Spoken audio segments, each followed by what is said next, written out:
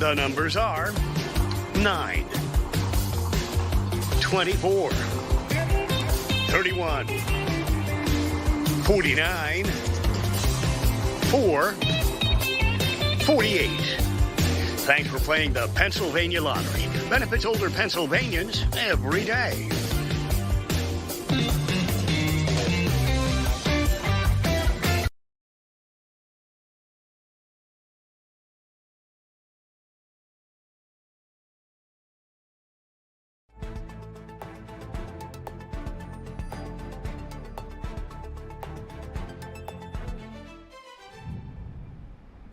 Welcome to Philadelphia Live. You're taking a live look at a building rescue underway right now in Coppell, Texas. All we know right now is a worker is apparently trapped after the foundation of this building came down. It collapsed. So officials are working their hardest to try and get this person out. They've been at it now for at least over an hour. That's how long my eye has been on it. While we're here with us on Philadelphia Live, we'll go back out to this and see how that rescue is going. If this is your first time joining us, hi, my name is Judea Murray. We talk about everything from things happening around the country. We even bring you international stories as well. Again, we're keeping our eyes on that situation that's going on in Texas. You can also see the Museum of Art here in Philadelphia. It is the place to be. I hear fans are getting out there because we are all about FIFA World Cup. You can actually see, like, they look like little ants there, but there are so many people packed out. We'll be touching base with one of our reporters, Chris O'Connell, who will tell us all about this. And then you're also taking a live look at Philadelphia Stadium. As I mentioned, we're all thinking about the FIFA World Cup. Tomorrow, it's a really big match for us. Brazil takes on Haiti. And like I said, guys, the fans are going crazy. That is where we meet our Chris O'Connell. Chris, I've been watching you on the Fantastic Sports Show. You've been having the time of your life. Who's all out there?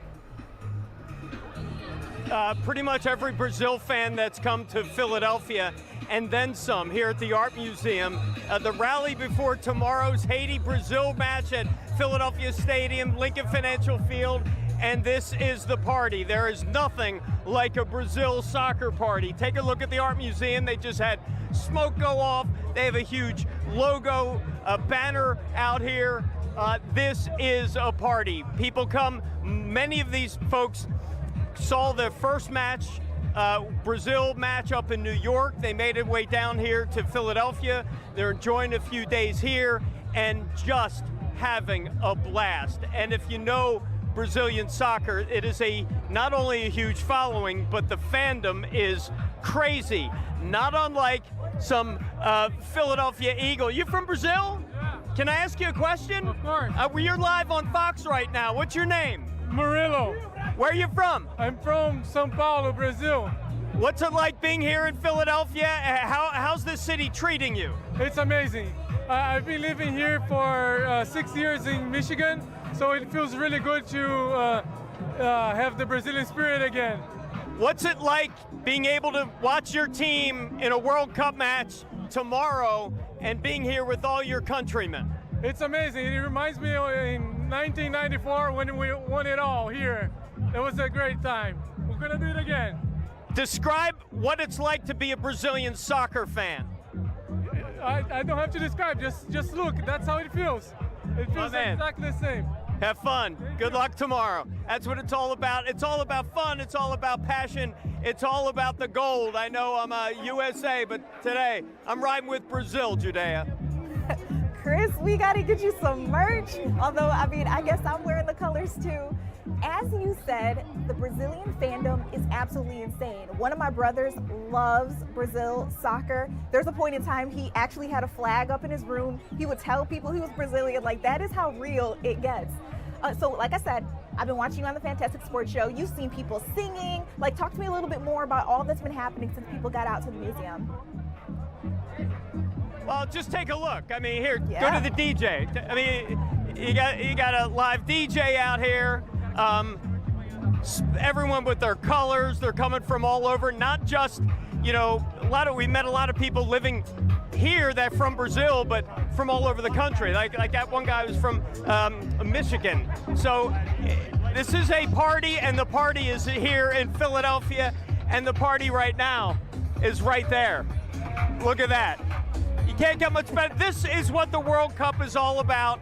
The fans, the culture, the fun, and tomorrow night, it'll be on the pitch. Oh my goodness, I cannot wait. Like, if this is what they're doing tonight, I can only imagine how it's gonna be tomorrow night. It's gonna be a movie, Right? whether you're a Brazil fan or a Haiti fan, because honestly, both sides go super duper hard for their teams. Chris, thank you so much for your report. I'm trying to see, because it's really hazy out there. I see people got the colored smoke. Nobody has committed like the cardinal sin of sports in Philly, right? No, that's a very good point. Hard hearing you. If you're talking about Rocky, the Rocky statue, there is literally security around the Rocky statue, so no one puts a jersey. There are signs, there are security people. They do not want, they've heard about that Rocky curse. You don't want a team on there. The team's jersey that gets on Rocky typically loses whatever game. All right. Go Brazil! Is this Fox? Is this Fox 29? Mike Jarek, I love you so much. I watch him every day. I love him. Go Brazil! I love it. Mike is fans. They know Mike. Chris, again, thank you so much. You seem to be having the time of your life. You picked an amazing assignment today. We'll check in with some of our other reporters, but oh, this was the best way to start off the show. I feel the energy, you guys. Come back in here with me in studio. So much going on all across the city of Philadelphia. As you can see, fans, both international fans and domestic fans, people here who just love both teams, are getting excited. And we know people have been packing out the bars. I told you yesterday in Boston, they actually have a beer shortage. Like, they had to have an emergency shipping of beer just because all of the different fans that have been coming out, you know, buying their buddies rounds. They've been excited for each of the different matches in different cities. It got that real in Boston. And I'm here in Philadelphia, one of our popular bars actually ran out of vodka. So I told you yesterday, slow down, but still, you know, have fun. So speaking of everybody headed out to the Museum of Art, we had actually gotten an alert from the Office of Emergency Management. They said the World Cup fan groups are gathering in Center City near City Hall. They're expected to travel to the Art Museum area. Clearly they made their way there. They said please be aware of rolling road closures along the parkway as they move. There also may be residual delays on surrounding streets. Use caution while traveling. And while they have already made their way there, still keep that in mind if you are planning to get out later on tonight. You want to drive around and you're trying to figure out why it's taken so long.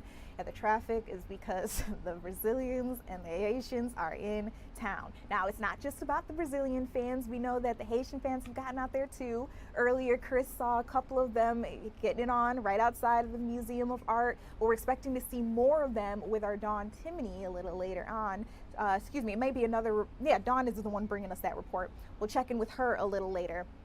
But a lot happening right here on Philadelphia Live. Again, my name is Judea. We're going to go ahead and take a quick break, but closer to home, we're also watching the Phillies. Our game just kicked off. We're now entering our Mets series. How are we going to come out? We'll see when we come back.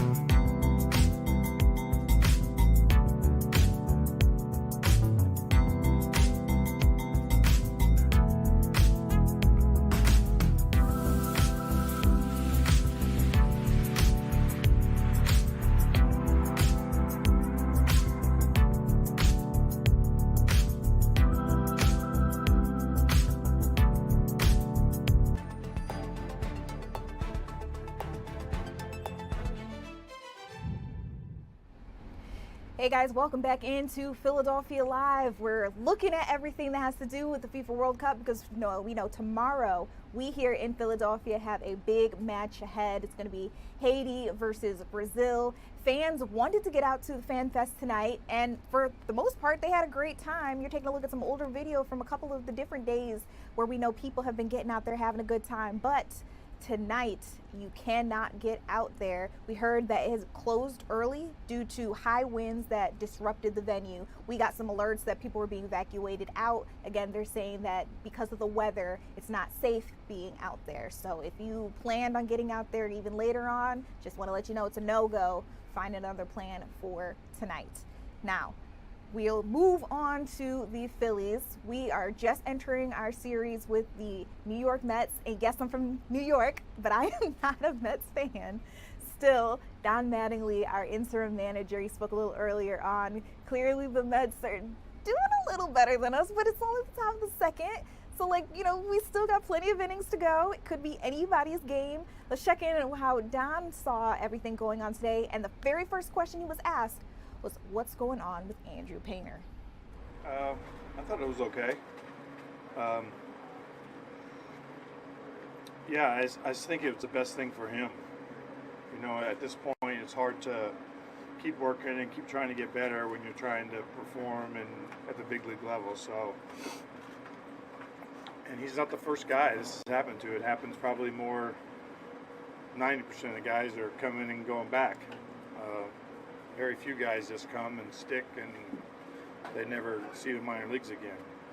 So that was pretty much it. I thought he handled it great. If there's one thing he could come back with, improve, what would you like to see that be? Just that he feels good about what he's doing. I think he was searching, felt like he was working on something in between and trying to figure it out and trying to compete and all that. And I know you're still going to have to compete at AAA, but at least it's in a controlled where you're working and the result is not necessarily the most important thing. It's more about what you're doing and how you feel about it. So I think he's just come back more sure of himself, what he wants to do. I know we talked about his delivery and getting more direction towards the plate and things like that. I'm sure Caleb's got a lot better definition for all of that stuff. But in general, you just want him coming back feeling good and competing and not working on stuff. When you look at him, and we have all these ways to measure extension these days, but when you look at him, do you think he maximizes that 6'7" frame enough? Well, we're talking to somebody that doesn't know a lot about pitching. So you have baseball eyes. Yeah, I think anytime you get extension, it's better, right? For the most part, because the ball's getting delivered closer to you. It also means that it's hidden longer. Anytime it's a short stride, it has to come open at some point and you see it earlier. So the earlier you see it as a hitter, the better. So in a sense, you'd like to be down maximizing as much as possible. But also there's been guys that, Sanchi's not a long strider, and he's pretty successful, right? So I don't think it's like everything can't be in a cookie cutter box that you have to be this to be successful. So I think within his delivery, whatever that's going to be, then it just has to be consistent where he can throw the ball where he wants, doing what he wants with the ball. He's a former top prospect, and this is a big, intense, passionate market. How much do you think, just in general, that affects certain guys, Painter or anybody? No, I think it can, right? Because there's pressure. Everybody has, pressure to perform, and they want to be here, and you're never quite sure of yourself until you get here and see it, right? It's like, I know myself, until you get to the big leagues, you don't quite know what it's like. You've played against AAA guys, you've had success there, but until you see it, it's like it's the best place, right? It's the best, most talented guys are here, with the most people trying to help hitters or pitchers. So I think pressure is something that everybody deals with. Again, I think sometimes when a guy comes up and goes back down, it's a chance to step away for a minute, and a lot of times you'll realize I just wasn't myself. I wasn't doing what I want to do, or have the right attitude towards it. So I think it's always good. It's always good to be able to step away and look at what actually happened and be realistic about what's going on. Not saying you're definitely going to do this, but if you had to go to a bullpen game every fifth day, how comfortable as a manager are you doing that over a series of, a handful of times through the rotation? I mean, it's not really, for me, it's not the best scenario because you're taxing your bullpen every 5 days, or you have a chance to without somebody that's taken down 4 to 5 innings. That puts you in a little bit of a bind on those days. But if the guy's starting and going out and throwing 4 or 5, it's kind of the same. So they're not terrible, but I prefer not to. I think in general people would rather be able to start your guy, have him get you into the game and use your bullpen the way you want to use it. With that in mind, would you potentially consider whatever that number 5 spot is, moving that up to Monday after Sanchez and Wheeler to kind of help your bullpen a little bit instead of Tuesday like it's lined up for?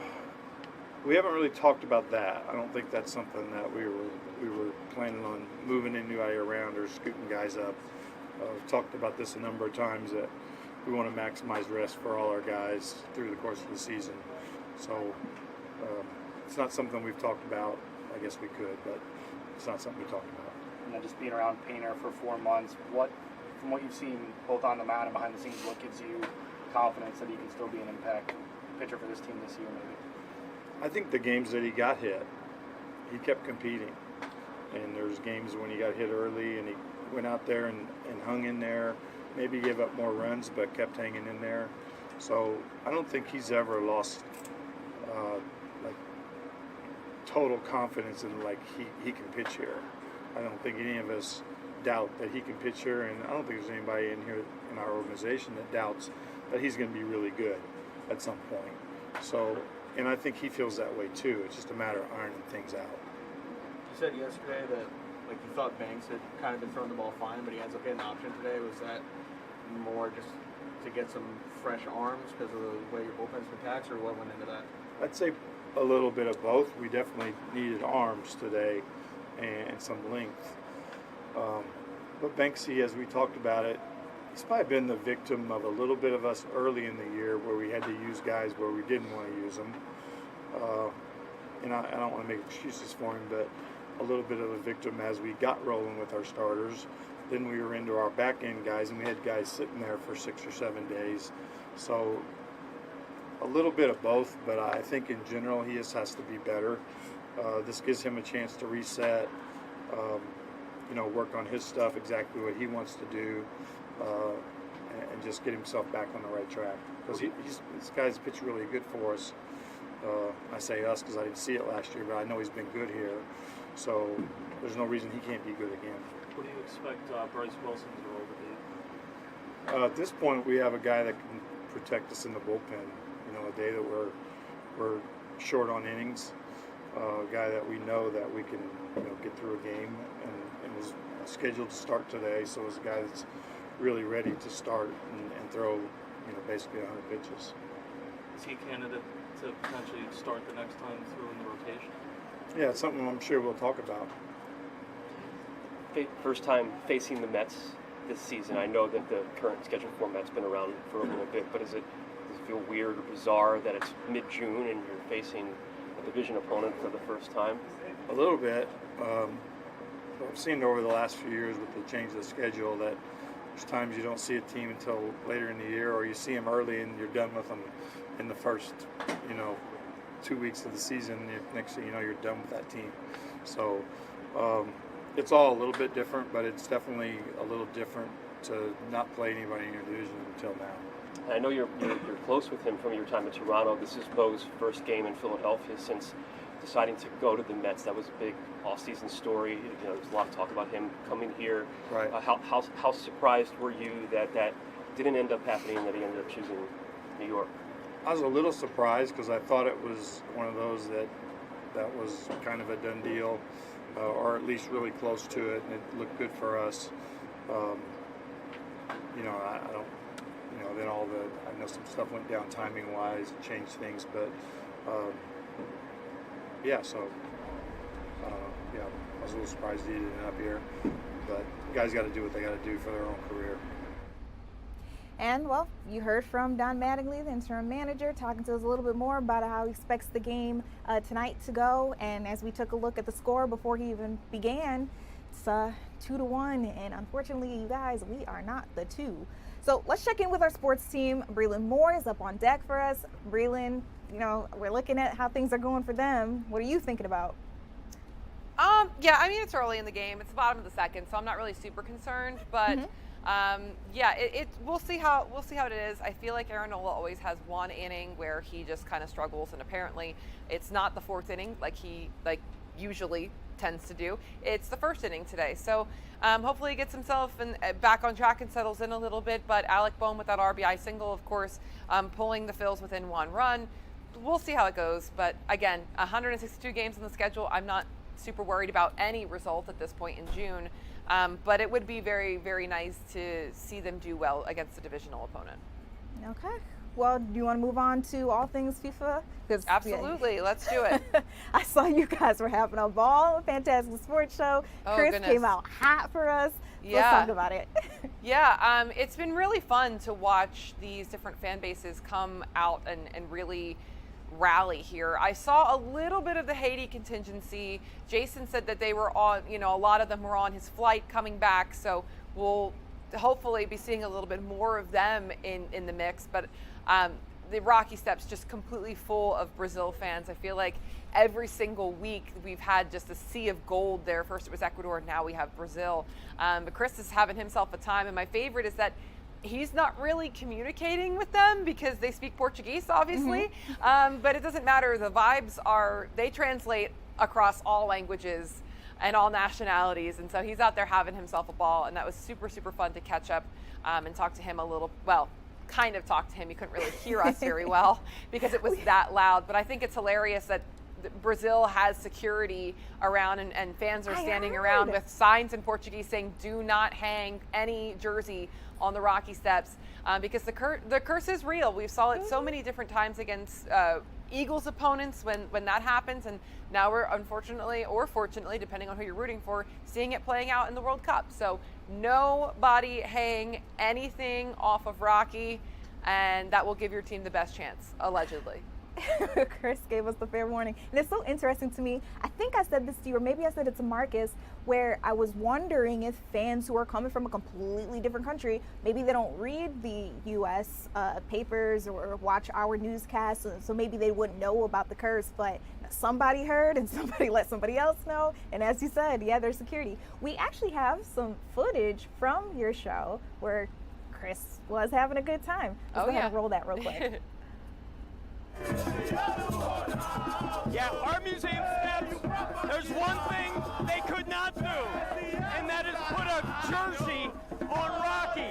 There is literally a security force around the Rocky statue to not put a Brazil jersey on it because of the Brazil curse.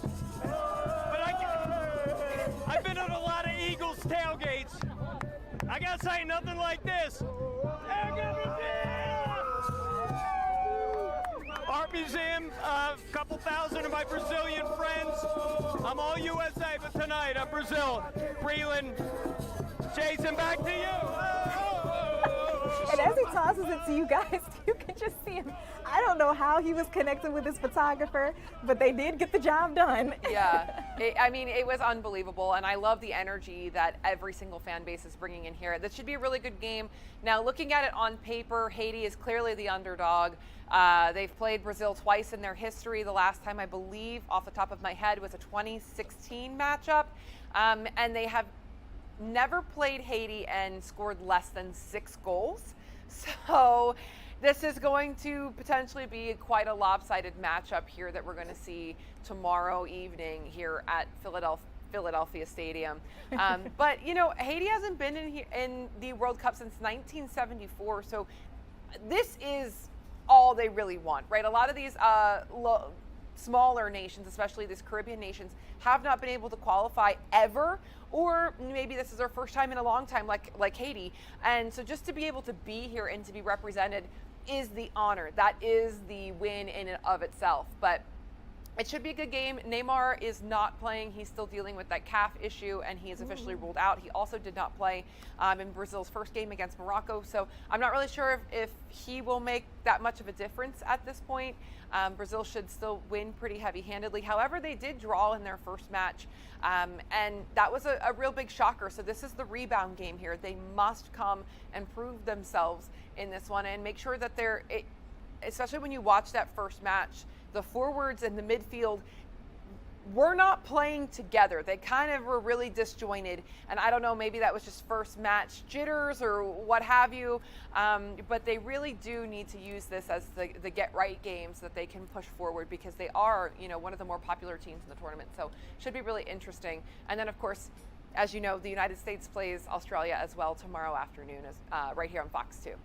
Yeah, it is going to be a double-decker for anybody who's looking for games to watch.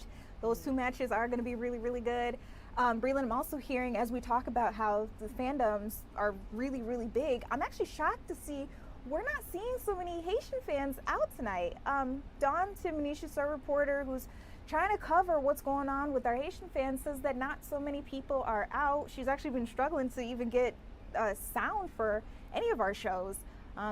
We'll see if that changes tomorrow. Yeah, I mean, they're a very small country, and Brazil is a historical powerhouse. They have a very rich football history, and so there are a lot of people who are just naturally Brazil fans, even if they aren't necessarily born and raised in Brazil. It's a bigger nation. Haiti's a small island in the Caribbean, so naturally there's going to, I think, be a discrepancy. But I have seen Haitian fans driving around. There was actually a car with the Haitian flag on top of it, blaring music earlier today, right as I walked into the building. So they are here. It's just, I think, the history of what Brazil is in the football world is just that vast. Remember, like I said, Haiti has not even been here since 1974. Yeah. And I mean, yeah, to your point, that's what I was expecting to see. I want to hear the music. So if I say I want to see people showing off their culture, which on social media they definitely are. It's just a matter of us finding those little pockets of where they are. They'll be in that parking lot. Don't you worry. They will be there tomorrow. I have no doubt. Appreciate you. We're going to keep our eyes on all things that are going on with the Phillies. Really, I'm going to let you go. But this has been a great little chat. You guys, though, I do have some breaking news to get out to you all. I'm seeing reports that Tay Keith, you probably know that name, you might not know his face. He's a 29-year-old hip-hop producer known for producing some of your favorite songs. He's been reportedly dead. They say they found him in his Nashville apartment. Not quite sure what happened there. TMZ has an article up on it already. And in it, they talk about some of the best songs that he's put out, like probably know Travis Scott's Sicko Mode. He produced that. He also produced for Drake, Eminem, Lil Baby, Block Boy JB. His real name is Britavious Lakeith Chambers. And like I said, it's really popular, especially in Tennessee. My sister's a teacher in Memphis, and he actually comes back and supports the schools and the kids very often. They know and love him. So, if you've got a young person in your life who loves hip hop, they probably have already heard about this and may be very upset. So keep that in mind. He's also produced songs like Drake's Nonstop, Block Boy JB's Look Alive. He also produced a bonus track, Before I Let Go, on Beyonce's Homecoming, the live album. Like, the work is there, you guys. When I saw this come in as breaking news, I was absolutely shocked. I wanted to make sure that we got it out to you all. Now, we're going to keep our eyes on things that are happening a little closer to home, but that's something that's shaking up the music world right now. And again, he was only 29 years old. To not know why he died, but to know that police are saying they don't suspect any foul play is a little unsettling. So we are going to take a quick step back from things. When we come back, I want to get you guys a live look at your weather forecast. I had mentioned that FIFA Fan Fest here in Philadelphia had been shut down because of some strong winds. We'll get into why, what's going on with that when we come back.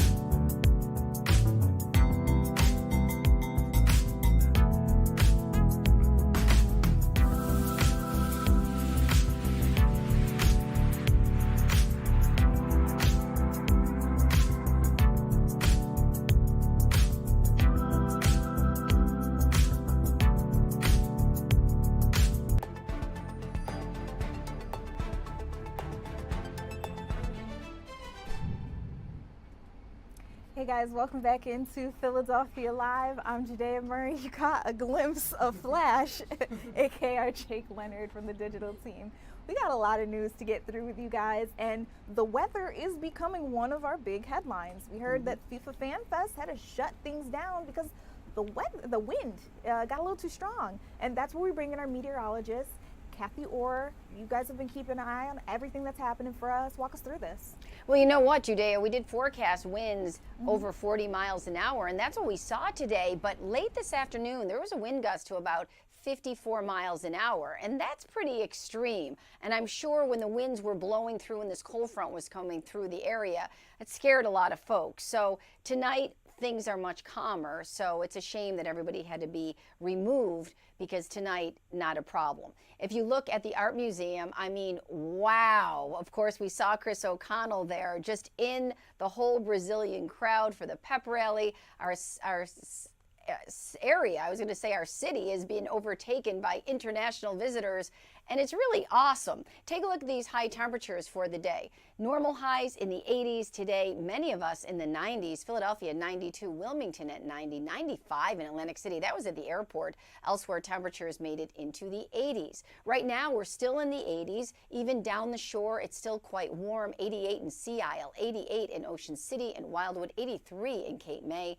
And that ocean water temperature is warmer in the upper 60s. This evening, temperatures falling through the 80s, but staying a little bit sticky. And you mentioned the winds, still gusting to 33 miles an hour in Philadelphia, gusting to 43 miles an hour in Atlantic City at the airport. And you can see 35-mile-an-hour gusts in Wilmington, and even in the Poconos, gusting to 38 miles an hour. So those winds will be diminishing tonight.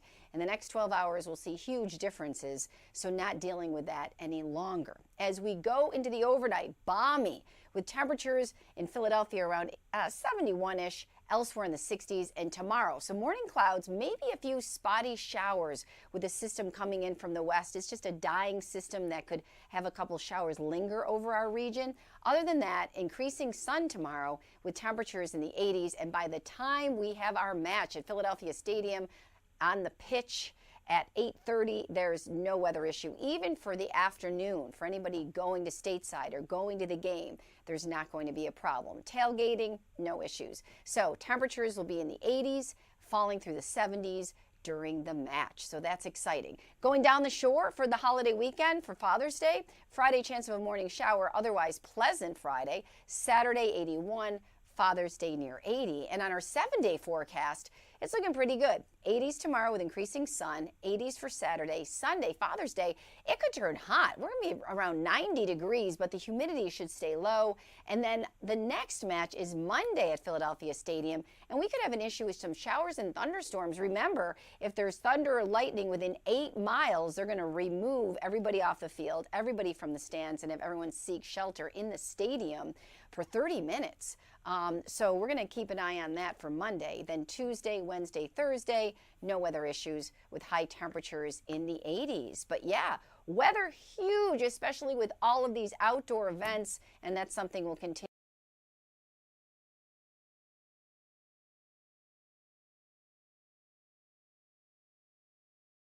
The latest from the Weather Center, we will send it back to you. Thank you so much, Kathy. This was great. Looking ahead, it looks like our weather's fairly decent, and we'll keep an eye on everything that's going on, though. We'll check in with you a little later as well, because we got a lot to talk about throughout this evening. You guys, again, if you're just now joining us, there was your weather forecast. Again, we'll get you another one in just a little while. But also, I see some of you guys in the Twitter live stream chat missed that news I broke a little earlier.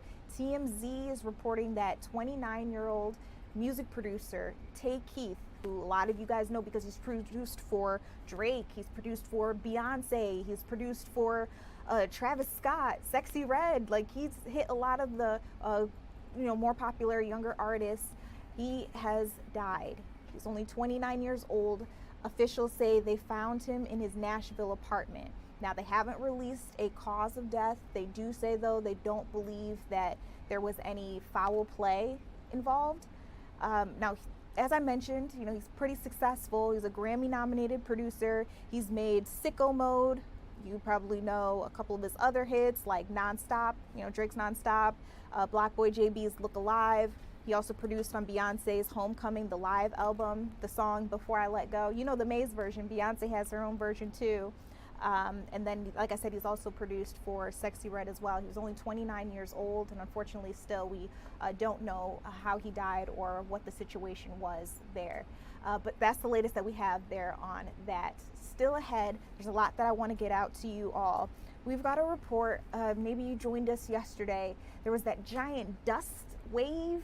It's like a dust storm, but it looked like an ocean's wave over Arizona. And we're hearing that this is because of monsoon. So we'll get into how pilots are trying to manage their way through it when we come back.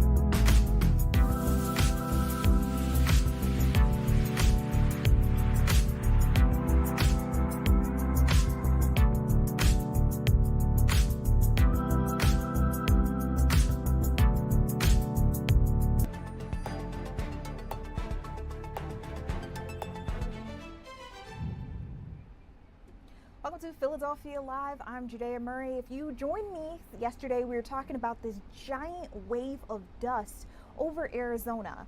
A lot of people are worried about it. Apparently, it's all because of a monsoon. It can, really bring up a lot of the different particles into the sky. When I say a dust storm, though, it really looked like an ocean wave just crashing over the city. Like, that is how thick everything was. We're hearing that there's a company also out in Arizona. They're working on some technology to help our pilots still be able to fly even when the conditions are not ideal. As you can imagine, trying to fly through a dust storm, it's really hard to see. So how do they still make their way through? Our Fox News' Amalia Roy actually has a report all about it. It's the runway, obviously, on the upper side, and the terrain. It's something many pilots encounter every day, landing their planes in the dark of night. But in this simulation, they're coming in for landing wearing an AirAware headset and getting a much clearer path to the runway. This information is being matched to the real world. It's conformal, allows me to get camera that is, installed outside the airplane, superposition on the real world. And what it does, essentially, it's turn night into day. AirAware is an enhanced flight vision system that places a camera on the nose of the plane and feeds information through a headset. It gives pilots a nearly 180-degree field of vision, provides vital flight information, and helps identify possible hazards. Dror Yahav is the CEO of Universal Avionics, the company developing AirAware. He says his team is adapting technology he wished existed when he went from flying in the Israeli military to working as a commercial pilot. You're flying into high terrain, and it's nighttime or it's cloudy, and you really need to be making sure that you're not gonna, by altering your flight path or changing your path for various reasons, you're not gonna hit any terrain or anything that's close to that. Universal Avionics designed the system, then partnered with the company AirSail to help handle regulatory approval. Right now, AirAware has FAA certification for the Boeing 737, and the company's hoping major airlines will start using the technology. Certainly, there's significant interest in the system, and AirSail is currently talking to a number of operators of the 737NG. But it is a process to evaluate and then integrate the system into those aircraft.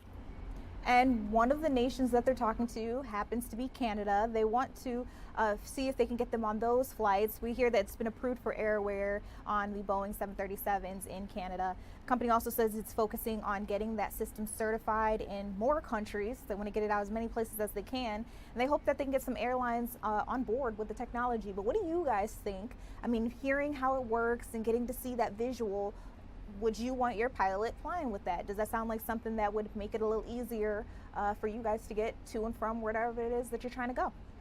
We have a lot more news to get through with you all. As you know, tomorrow is also Juneteenth. A lot of you guys have the day off, but do you really know what Juneteenth is all about? We'll talk about why we have the holiday, why it's now a federal holiday, and then a couple of things that you can do to have fun. We'll be right back.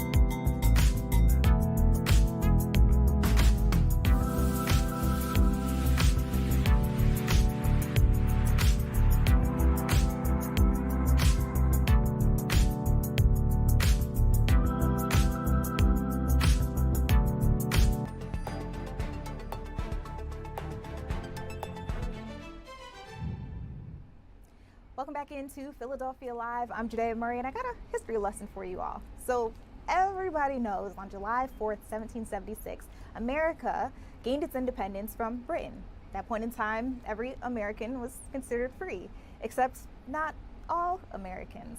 So in 1863, we all know President Abraham Lincoln then signed the Emancipation Proclamation, which should have freed all slaves. And at that point in time, African Americans would have been free people here in America as well.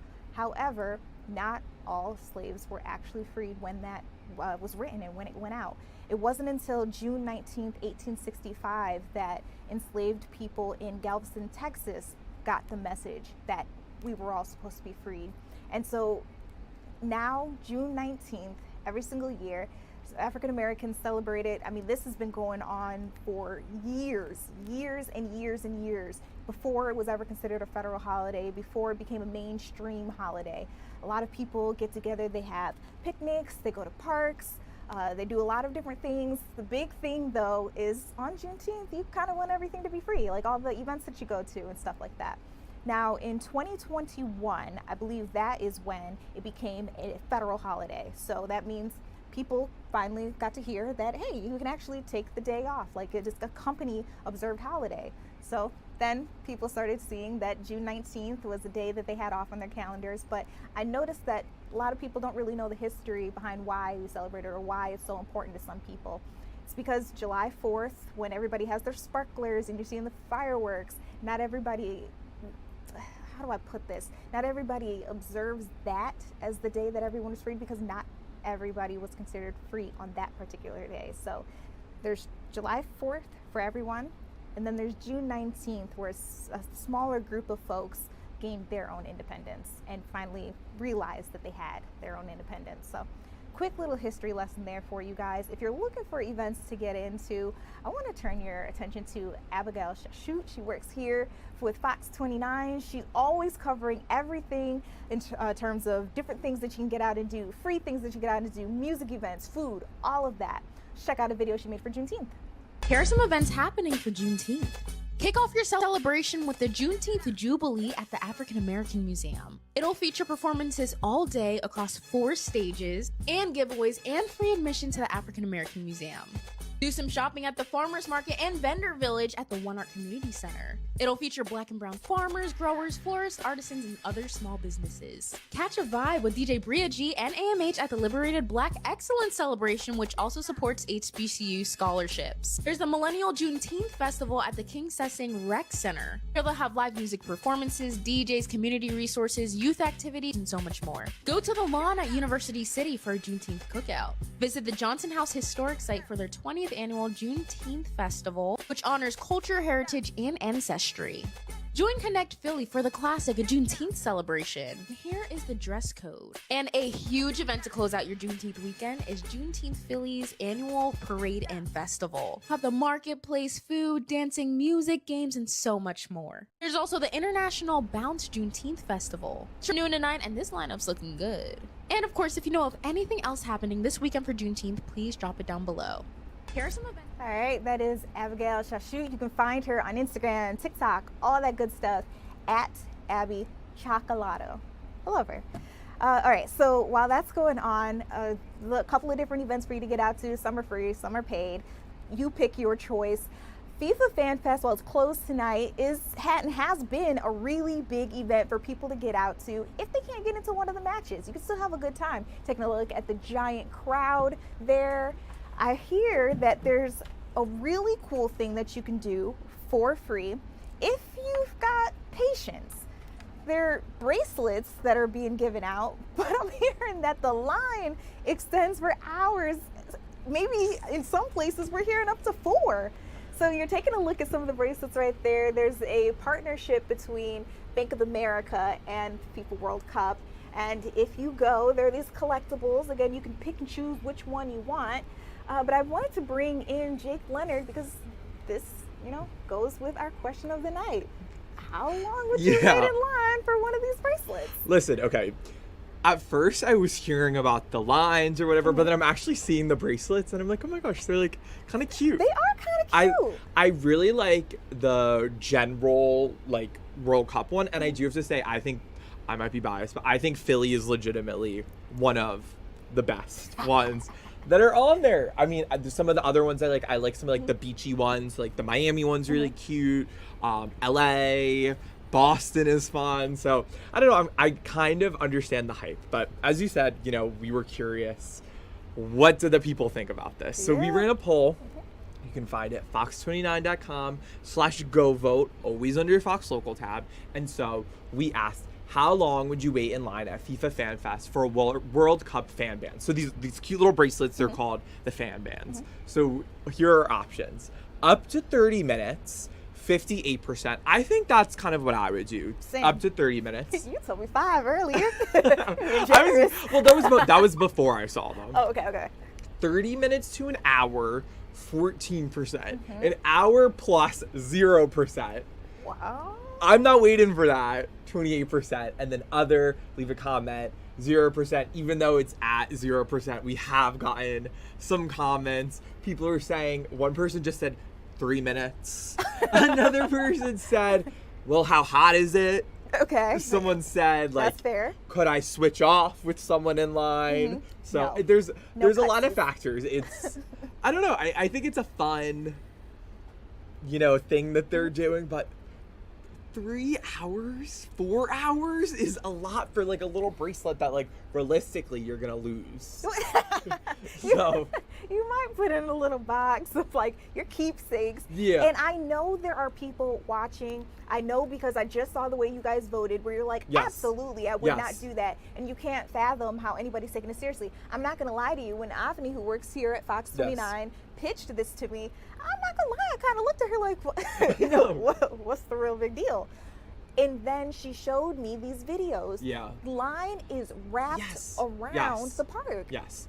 And I think another thing to think about when we're talking about this is that they're kind of marketing these bracelets as like special, limited edition. They are. Get one while you can. And I feel like when you have a product or something and you market it that way, people are going to be like, I need to have one. I need to be one of the It's people that who have this FOMO. exclusive thing. Yes. That fear But I mean, of look at it. missing out. It is really cute. Look, there's the Philly one. It has a little cheesesteak. Like and the the Liberty Bell. yeah, the boxing gloves. New York. Like I can understand Is that. that a slice of pizza? But They should have put a rat on but it. 3 hours, yeah, a rat would have been perfect. But yeah, they've gone viral. People are really looking for these. It's crazy, but Yeah. it's real. I mean, like, hey, if you want to do it, you're at FIFA Fan Fest and you're like, you know what, I'm here. Let me remember this. Then you know what, go for it. Love that for you all. So, in addition to my question of the night, whenever I talk to Jake, we always look over what are the trending topics, what's Philly talking about, and there are quite a few things that I'm realizing are catching your eye. We've got articles, we've got videos. I mentioned before that we were hearing about Tay Keith's death. But in addition to all that, Jake, I know you have been keeping your eye on a couple of different stories. Yes. What's caught your eye? Okay, so I have been dying for a good TMZ exclusive about this topic. I've really been wanting to talk about this. Taylor Swift's wedding. Taylor Swift's wedding. I knew as we got and all the closer. Swifties. Yes, I knew as we got closer, TMZ would have some They're always on it. exclusive stuff that we could talk about. And an article came out today. I literally was in my Uber, like on the way here, and I saw it and I was like, okay, we have it. Because I think this is really interesting. So I know you're not a Swiftie like I am, but Not as deep. I do like Taylor Swift though. yes. So basically, like, she has that whole thing where it's like her lucky number's 13, Mine too. whatever. Like, she loves Rhode Island. So a lot of people were saying that she was going to get married in Rhode Island on June 13th. And there was a couple of videos coming out. There was one bride who was like, I was supposed to get married at this Rhode Island venue June 13th, and an anonymous person came in and said if I moved my date, they would pay for the entire wedding. Or they would pay for my entire honeymoon. One of those. But like Either way. I know, either way it was crazy. And people are like, oh, that has to be Taylor. Okay. So then that kind of faded away. And then all of a sudden it's the MSG rumor. If you haven't heard it, people are saying she's going to get married at Madison Square Garden on July 3rd, which recently I kind of talked about this the other day. It's seemingly confirmed. Mayor Mamdani said something about it. Like the president of MSG kind of said something about it, but I don't know. It's still up in the air. But okay, today we got this article from TMZ that's basically alleging that Taylor and Travis were originally supposed to get married in Rhode Island at this, I forget what it's called, but it's this big, beautiful venue. They had everything planned, but then, when the details started leaking and people kind of caught wind of it, they decided to, pull back. And so, I saw this article and I was like, okay, like, interesting, but like, what's, I what's need some evidence? real tea here. What's going on? Apparently, they did some digging, and for June 13th, there was a massive fireworks show planned. And then all of a sudden, the company got word that the event was being canceled and moved to New York.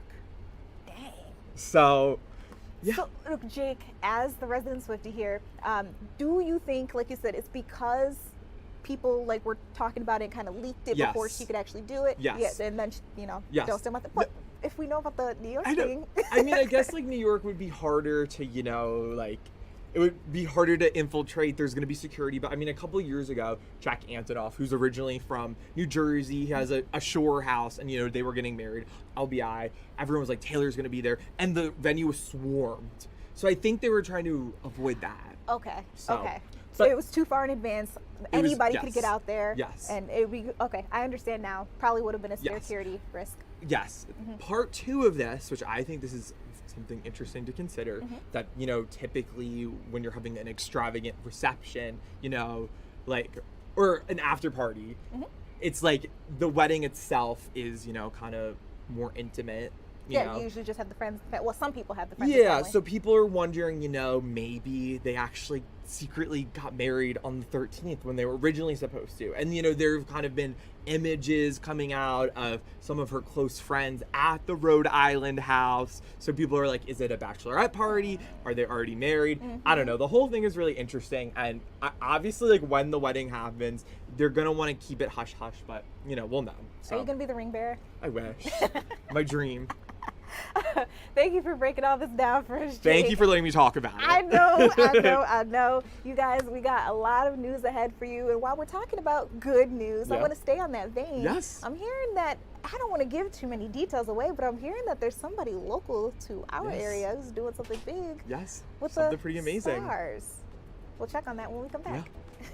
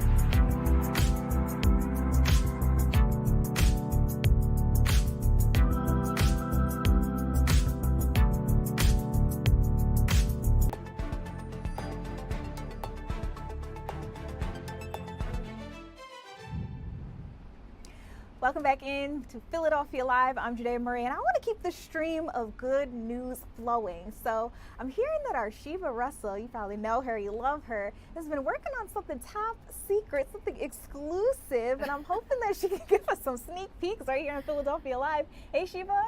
Hi, how are you doing, Judea? Thanks for having me. So it has been a little bit of a secret here in the newsroom because I got a tip, and this is related to the Obama Presidential Center that opens tomorrow. I got a tip about a Philadelphia business owner who's hydrated. He's trying to hydrate the culture.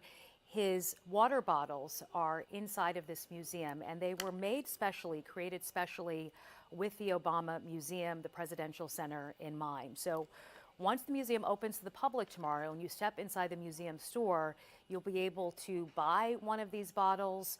And I just thought it was fascinating. When you go, when you step into this museum, and it's only been open to the press and to private tours, so when you step into the museum, you see this water bottle that was really crafted with the center in mind. So you have the basketball court that is there at the center, the community garden, the public library, all on that insulated water bottle. And his backstory, his name is Jairus Morris. The brand is called Supplement. His backstory is fascinating, and all of that is detailed on the artisan spotlight sign that you see when you come into the museum. So I don't want to give away too much, but he's based in South Philly.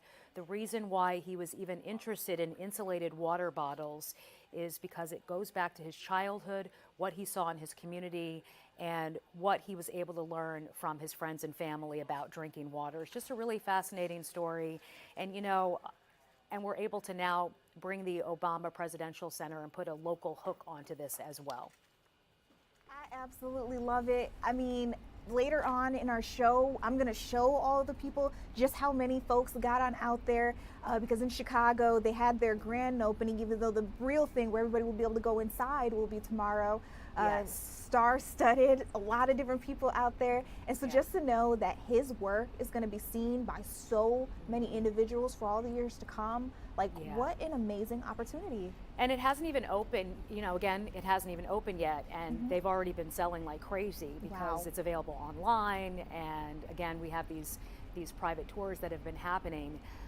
And so he was able to work with the museum vendor and his own folks to put this insulated water bottle together. It's just, I love his story because of where it started and that he's a small business owner, and he's also from Philadelphia.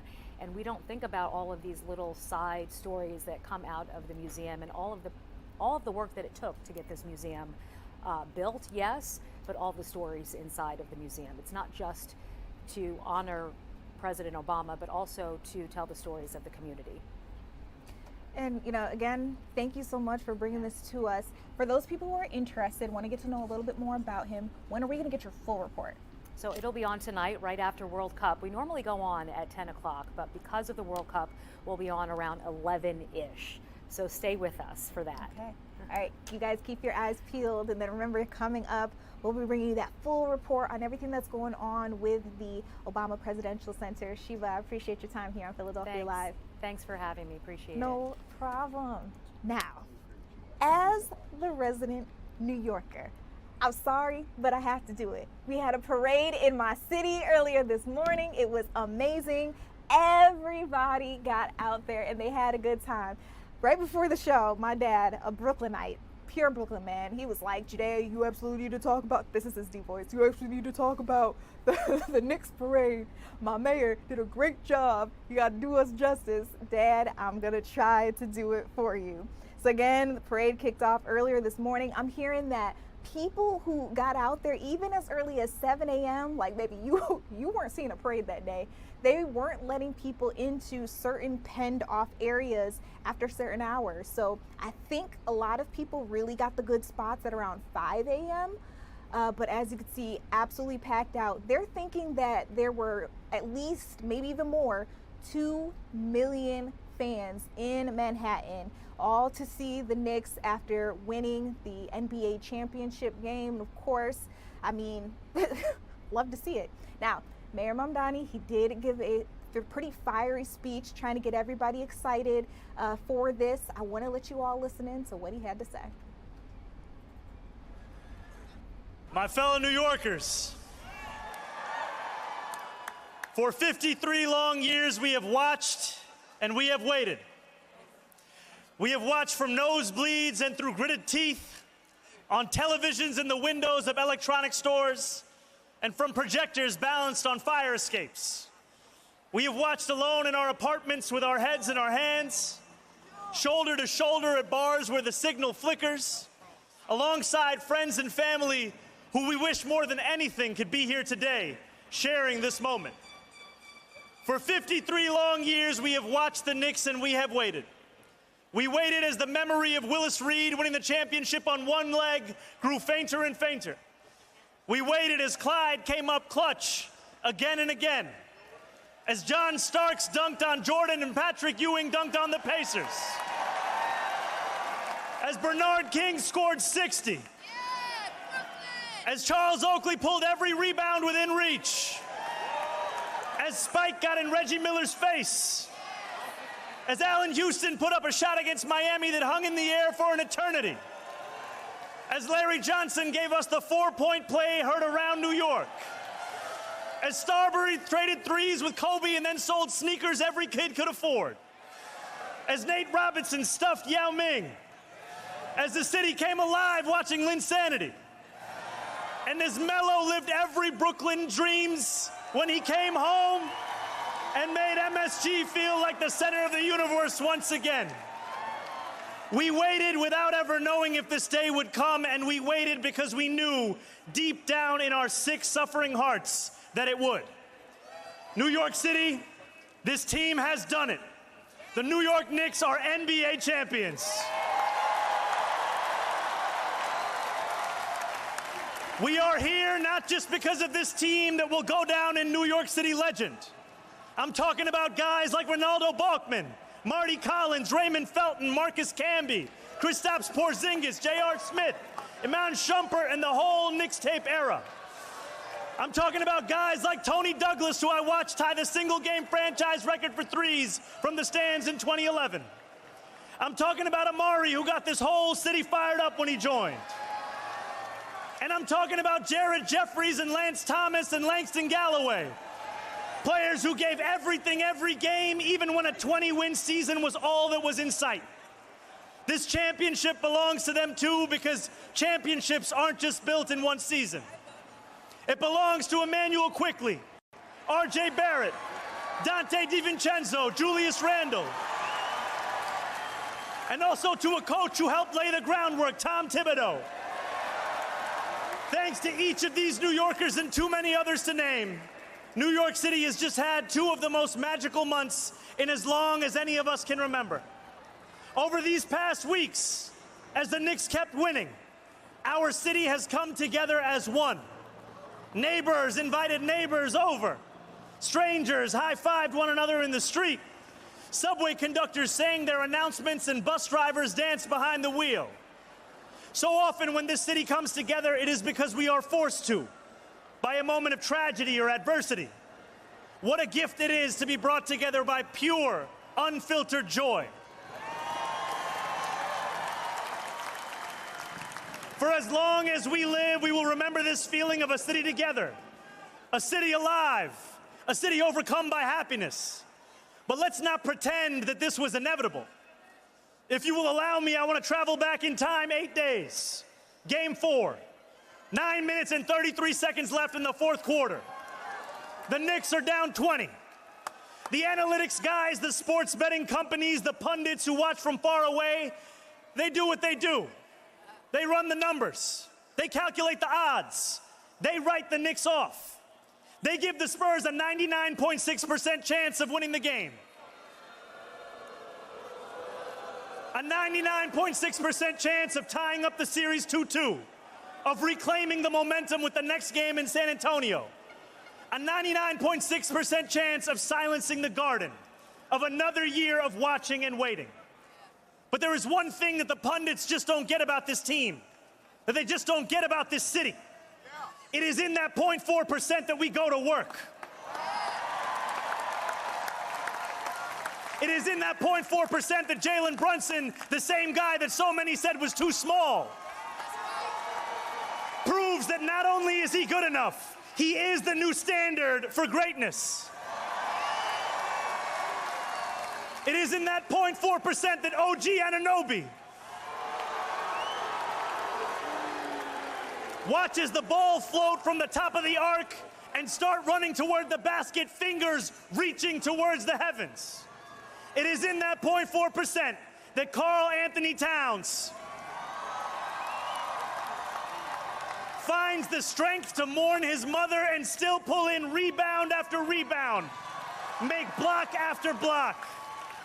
It is in that 0.4% that Jose Alvarado shows every kid growing up in public housing that a son of Brooklyn and Queens can win for every one of the 5 boroughs.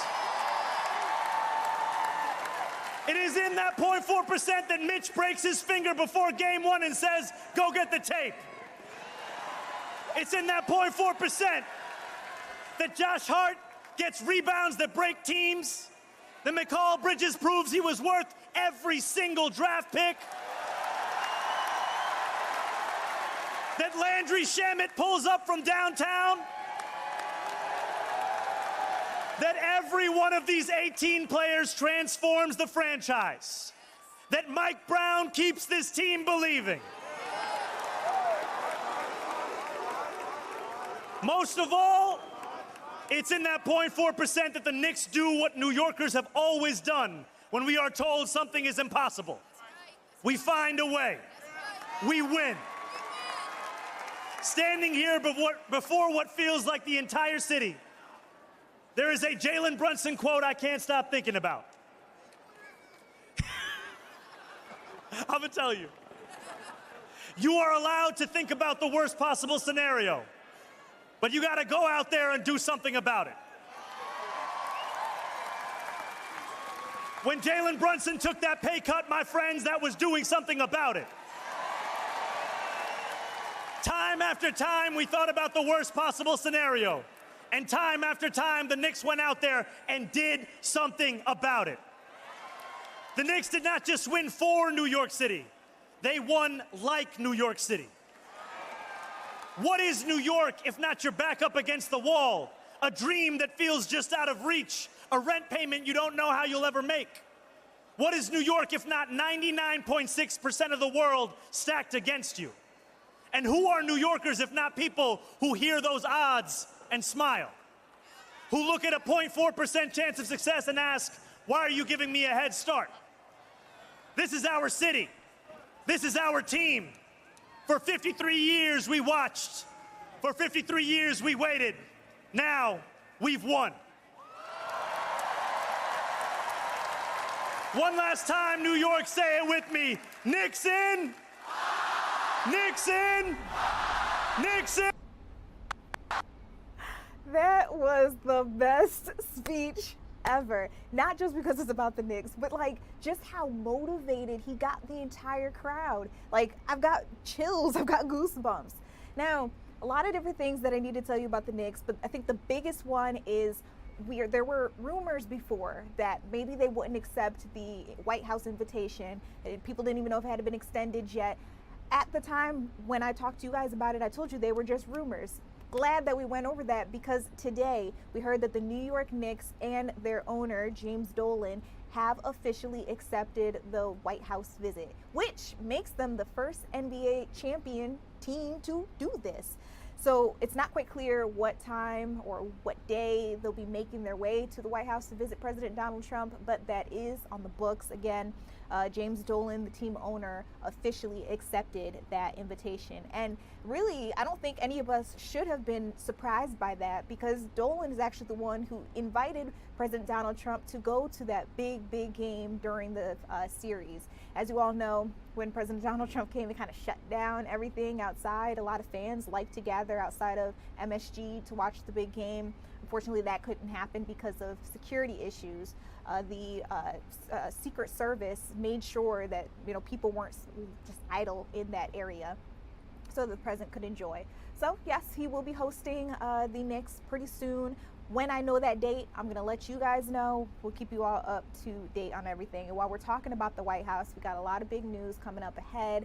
You may have heard that here in the city of Philadelphia, the slavery exhibit that's usually up, parts of it, we're hearing that the President Donald Trump's administration will be able to replace some of the panels that talk about slavery. We'll get into all the details when we come back.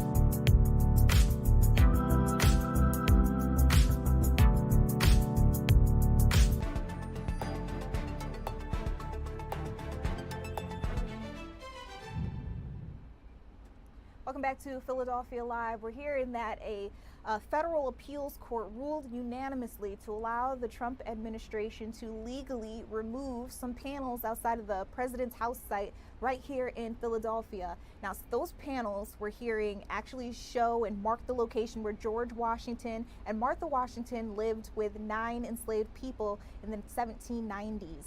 This was during a brief period when Philadelphia served as the nation's capital. Now, Trump administration says that there shouldn't be markings on national parks or any landmarks that display elements that, and I quote, inappropriately disparage Americans' past or living. And then some people say, well, this is part of our history. Should we be erasing or trying to, make it seem like it was better than what it was? But the federal appeals court says that what the president's administration wants to replace those panels with does actually give full historical context, even without openly saying that the former president and his wife had slaves. So we had a report on this. So I wanted to let you guys listen in to all the details, and then you make up your own decision. Should those panels be removed? Do you agree with what the court said? Or do you think they should be put back in their original glory? Let's listen in. And on February the 19th, 2026, most of the panels were reinstalled. A steady stream of visitors to the president's house say they've been following the controversy surrounding the panels, depicting the story of 9 people enslaved at the site by President Washington. You can't replace our history. Our history is our history. It is what it is. We're supposed to learn from it and be better. The battle started in January when the Trump administration ordered the removal of the panels. Then in February, a court injunction reversed that order, and the panels were restored at Independence National Historical Park. We live in the United States. We have a history of good things and bad things, and we have to acknowledge you can only learn good from acknowledging the bad. In a unanimous ruling today by a federal appeals court, the judges say the Trump administration can replace the panels because new ones are full of historical context and highlight the momentous events that took place in the president's house and the other sites at Independence National Historical Park. Judge Thomas M. Hardiman says they acknowledge the evil of slavery, and by telling the story of the 9 slaves that Washington kept in the president's house, remind us of their essential humanity. I'm here with my granddaughter, and I want to teach her about American history, but I want to teach her our history and the facts such as they are. Carol Greco cannot believe she had to explain to her 9-year-old granddaughter that these panels telling the story of what happened at the president's house may come down again soon. When they come down, people won't know history. They'll just think, oh, these panels were here before. These are probably history from before. In a statement, a group fighting to maintain the panels, called Avenging the Ancestors, says they're disappointed by the decision but will continue the fight and will consider all options moving forward. It's a shame. I'm ashamed of this country to hide the truth. It's embarrassing. And let history be history. I think they should have left it alone. They should stop messing with things. I am very unhappy. This is not the United States that it should be. So, what do you guys think? Weigh in. You can tell me right here in our live stream chat. If you'd like me to, I can read your comments out loud and give you guys a shout out, or we can just keep the conversation between us. But keep in mind, this is an interactive news show, and I do love when you guys ask me questions. You let me know what stories you might want to talk about that maybe I haven't hit on just yet. So that's always an option for you too. Let me know what you guys are thinking about. Now let's stick with the White House. I'm going to bring you guys a live look outside in Washington, D.C., where President Donald Trump is now officially back home.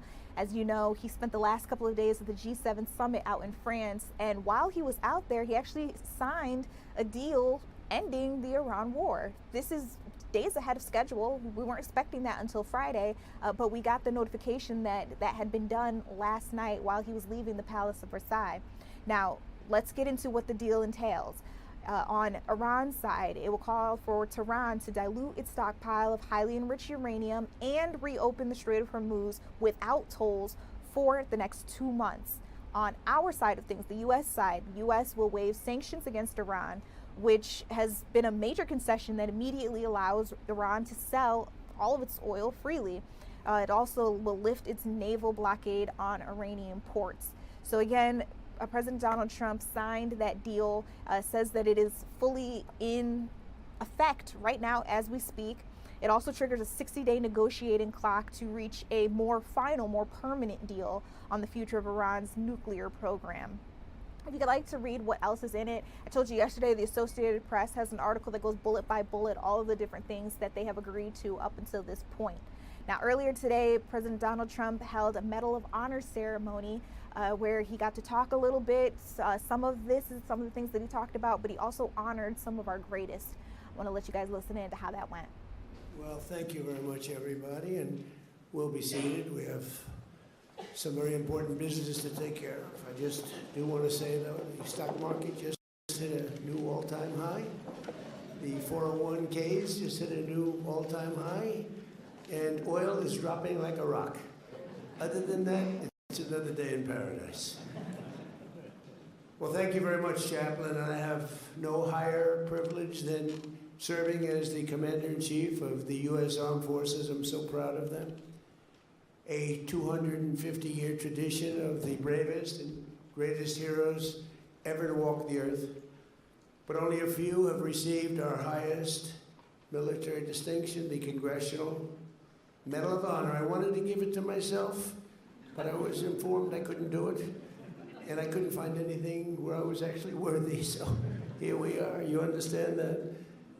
But today we present this award. It's the greatest of awards to 3 new recipients. Marine Corps Major James Capers, Marine Corps Colonel John W. Ripley, deceased, and Army Major Nicholas Dockery. Thank you. We're pleased to be joined on this occasion by the Secretary of War, Pete Hegseth, and he's had some good victories lately, I will tell you. He's going to have a lot more. Ambassador to the United Nations, Mike Waltz. Mike, thank you. Chairman of the Joint Chiefs of Staff, Dan Kane.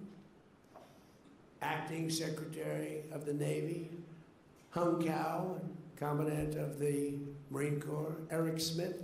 Thank you very much. With us as well are Senators Lindsey Graham, Todd Young, and Jim Banks, and members of Congress, Morgan Griffith, Ralph Norman, Jim Baird, Victoria Sparks, all great people, all great fighters, every one of them. Know them all. I also want to salute 11 former Medal of Honor recipients. Barney Barnum, Kyle Carpenter, James Livingston, Joe Marm, Jim McClellan, Dakota Meyer, Patrick Payne, Earl Plumley, Ed Byers, Will Swenson, and Brian Thacker. Thank you all. It's great to be with you again.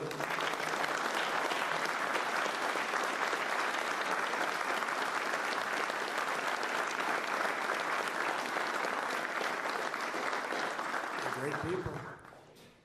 The first hero we pay tribute to today is one of the finest warriors to ever wear the uniform of the United States Marines, Major James Capers Jr., sitting right here.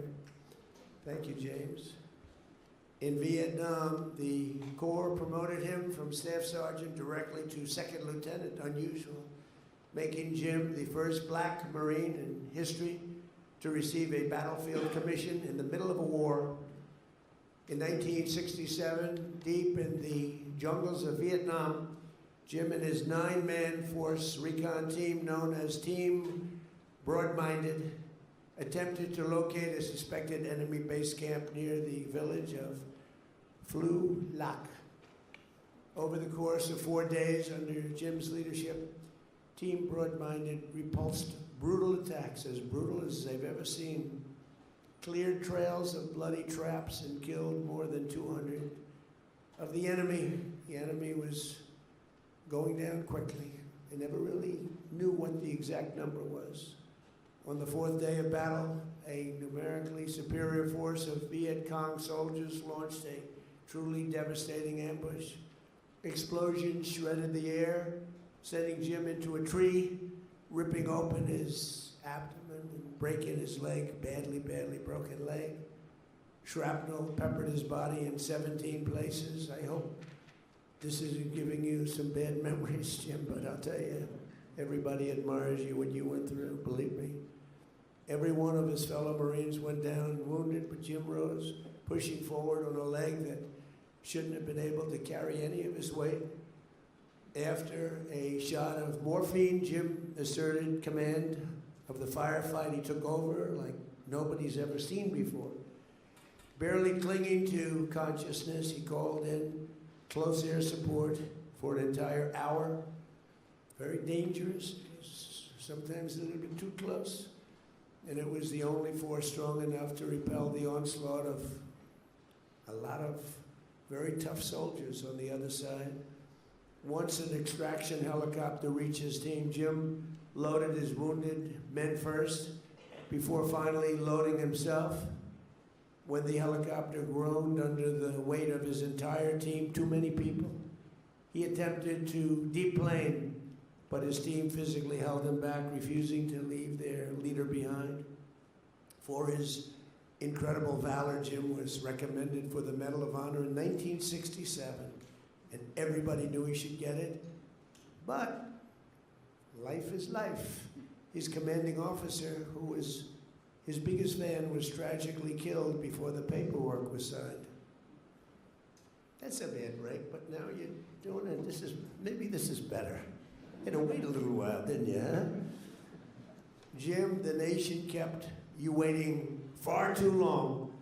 So I say to you, congratulations. You made it. Thank you. Congratulations.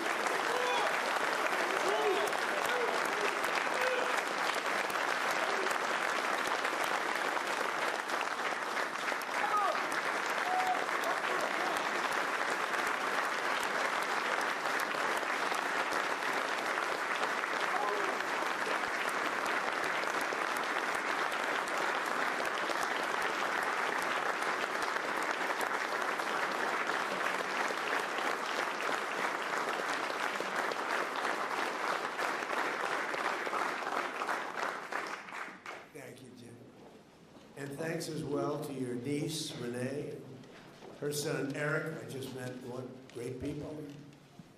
Brother-in-arms, Joe Rodriguez, a big fan of yours. Thank you very much. Congratulations. Next, we honor another legend of the United States Marines who is sadly no longer with us, Colonel John W. Ripley. In the spring of 1972, the North Vietnamese prepared their Easter offensive, the largest ground invasion since the Korean War. It was a big invasion, over 30,000 North Vietnamese soldiers and 200 tanks, lots of other equipment, high level, planned to penetrate deep into South Vietnam and collapse the embattled republic. The only thing standing in their way was a bridge across the Chu Viet River and the extraordinary courage of then Captain John Ripley. Everybody knew he had that. As North Vietnamese forces surged to the North River bank, it became clear that the assault could only be stopped by destroying the bridge. Vietnamese Army engineers had stockpiled over 500 pounds of explosives that needed to be personally placed under the bridge. As the only soldier with sufficient demolition experience, John reached for the first load of explosives. Everyone said, "Don't do it, John, don't do it." He grabbed the steel girders above his head, and hand over hand he climbed, dangling beneath the bridge and over the rushing water, with a lot of very angry people watching him. Completely exposed to withering enemy gunfire, John completed not one, not two, but 5 such trips. He was a strong guy, a very strong guy. At one point, John remembers a tank round blasting into the bridge and knocking him temporarily unconscious. For 5 straight hours, he hauled explosives, placed charges, and ran a primer cord to each one of them. He later recalled reciting a simple prayer, Jesus, Mary, get me there, just get me there. When John detonated the explosives, the bridge collapsed into the river, crushing the advance and saved the hope of a free Vietnam. For Easter morning, for his heroic deeds, John Ripley was given the Navy Cross, and today we posthumously award him the highest of all awards, the Congressional Medal of Honor. And we're grateful to be joined by his sons, Tom, John, and Steve, grandsons, Stephen, Lewis, and Francis, and his beautiful daughter-in-law, Alexandra. And so I want to thank you all for being here, and congratulations. You have extremely good genetics. So congratulations.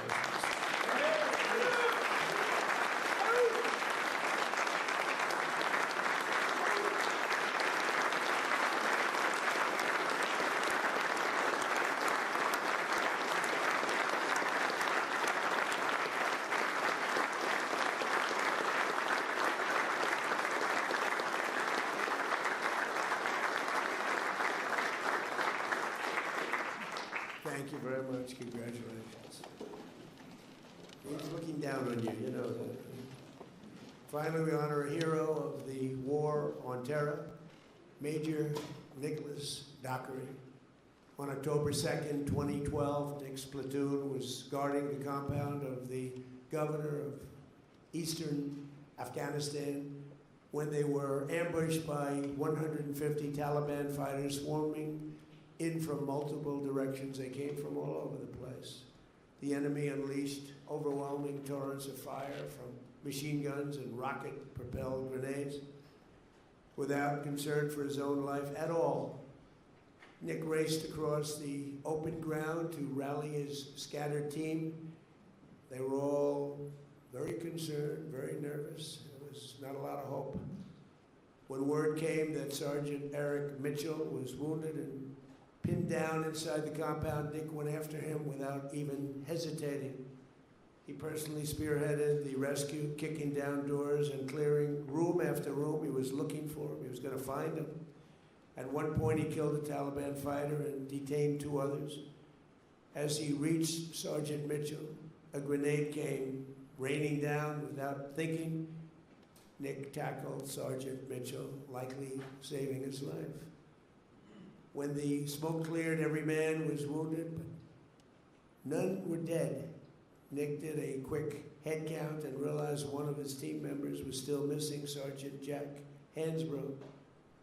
Nick rushed through the compound until he found the sergeant being dragged unconscious through an alleyway by 2 Taliban fighters with very bad intentions.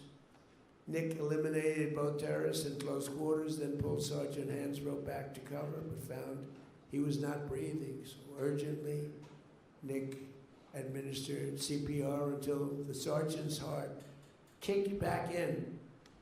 As mortar fire thundered down all around them, Nick covered his incapacitated teammate with his own body, shielding him from further injury. In his final act of unbelievable valor that day, Nick climbed his way to the open roof where he was again vulnerable to Taliban gunfire at highest levels. He signaled enemy positions with smoke grenades, allowing American gunships to come to the platoon's rescue. Major Dockery, you were the last man to depart the battlefield that day, and you left it a legend and a hero. We proudly award you the Congressional Medal of Honor.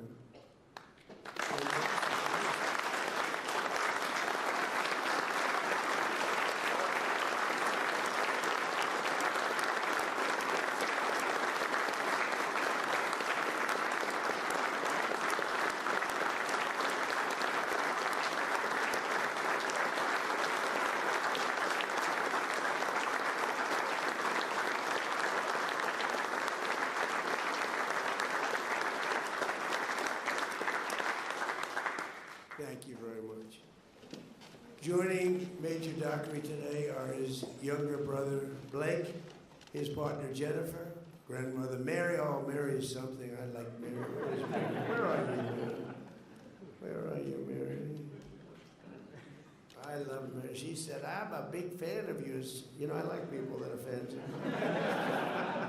Thank you, Doris. Great to be with you, too. A friend and colleague, Chris, and 5 members of his unit on the day of the attack, John, Morgan, Will, Joey, and Roshan.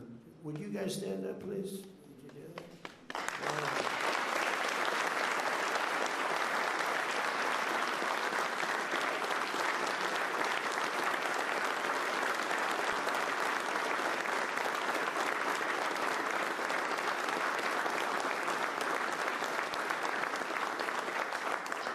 Get them some of those coins, Nick, okay? We're going to get them some of them.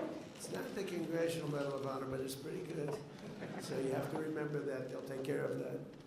As we approach the 250th anniversary of our founding, we remember that we owe everything to heroes like those we celebrate today. Men who went willingly to the darkest and most dangerous corners on earth to defeat evil so we could live free. That's exactly what happened. These are great men, great people. We thank you, and we will never, ever forget you. And now I'd like to ask the military aide to come forward and read the citations, please.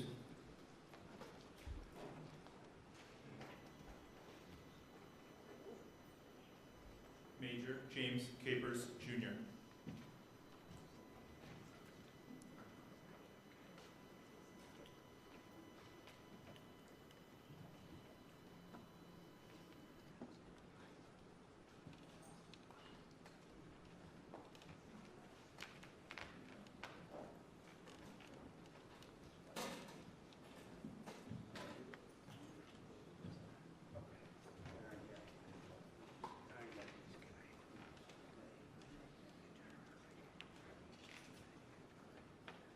The President of the United States, in the name of the Congress, takes pleasure in presenting the Medal of Honor to Second Lieutenant James Capers, Jr., United States Marine Corps.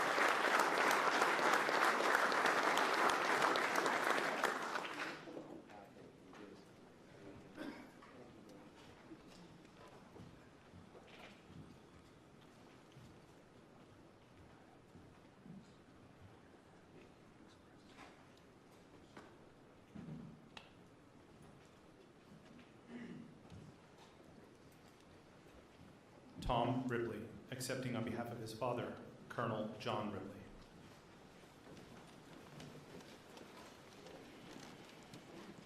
The President of the United States, in the name of the Congress, takes pride in presenting the Medal of Honor posthumously to Captain John W. Ripley, United States Marine Corps.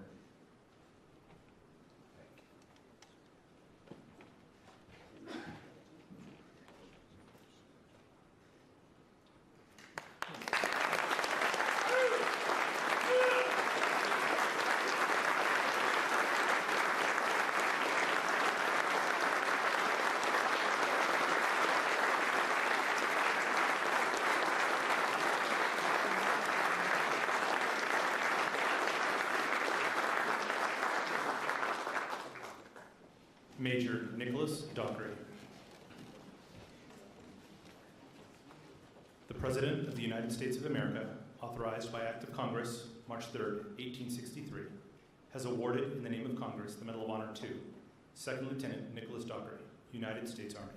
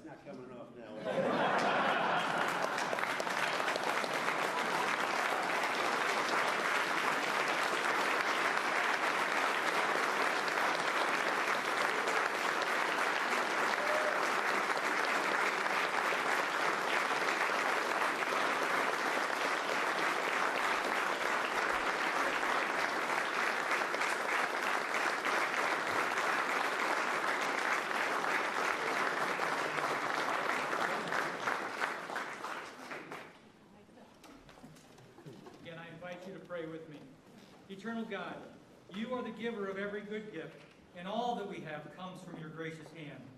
Father, as we leave this place of honor, let the fierce courage of Major Dockery, Major Capers, and Colonel Ripley be permanently etched into our hearts. Let their lives be a lasting reminder that the truest measure of our character is not found in what we gain, but in what we are willing to sacrifice for one another. Lord, we ask you to move powerfully across our ranks. Place a hedge of divine protection around our armed forces, standing watch in all corners of the world, and pour your sustaining grace over the families who hold the line at home. Grant wisdom to our Commander-in-Chief and to our leaders. And Father, as we mark 2.5 centuries of freedom as a nation, we ask that you keep the United States of America strong, resolute, and forever a beacon of liberty to the world. In your name, I pray, amen. Amen.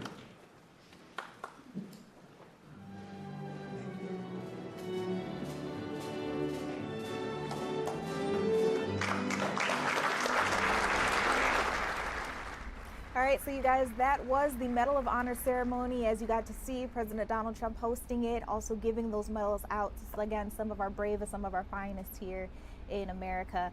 Now, a lot of different things to talk about. I started off this whole thing with telling you President Donald Trump officially signed the peace deal between Iran and the U.S.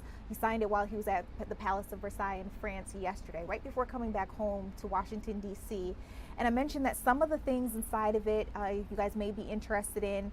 On Tehran's side or Iran's side, Tehran would have to dilute its stockpile of highly enriched uranium. And then on the U.S. side, the U.S. would have to waive sanctions against Iran. Again, on the Iranian side, they would have to reopen the Strait of Hormuz without tolls for the next 2 months. And then just all together, this agreement triggers a 60-day negotiating clock in order to reach a more permanent or final deal on the future of Iran's nuclear program, because obviously that is what President Donald Trump was the most worried about when we went ahead with this entire situation. Now, yesterday, the stock market took a nosedive, but that was before President Donald Trump came out with the news that the war with Iran was officially over. So today, at closing time, NASDAQ was up almost 500 points, which is right about what we lost yesterday. Dow Jones closed up 72.15 points. So, you know, a pretty good day. And also I want to take you through gas prices. So about a month ago, the national average for gas, according to AAA, was $4.51. Keep that in mind, $4.51. Today, the national gas average is $3.99. This is for the price of regular gas. So we are down almost 50 cents. And I mean, while a year ago we were looking at $3.18, there's a ways for us to go, but still we're doing a pretty good job of getting back to where we once were. So again, those are the fuel prices for today, for a month ago, and a year ago, according to AAA. I'm excited to see prices continue to come down. President Donald Trump promised that that would happen, so I'm excited to see what we're looking at in the next couple of weeks or maybe in a month's time ahead. Now, we're going to take a quick break. When we come back, I want to talk about some trending news. What are the things that you guys are clicking on? What are you watching? Let me know in the comment section. We'll get with Jake Leonard from our digital team when we come back.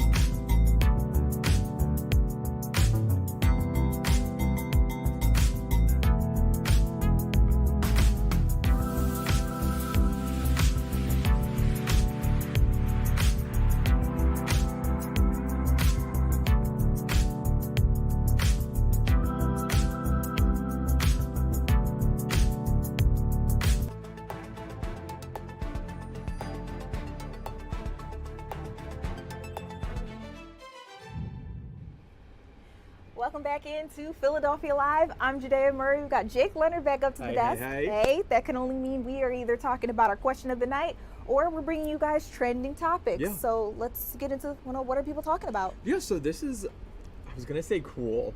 It's cool in the way that it kind of ties back to one of our previous questions of the night. Okay, so you remember the story that we went over the other night about the man in the bathrooms. He brought his daughters. Yes, and then the other guy called the police. Yes. So that guy was an independent contractor. He had his real estate license, and the company saw the video and he was let go.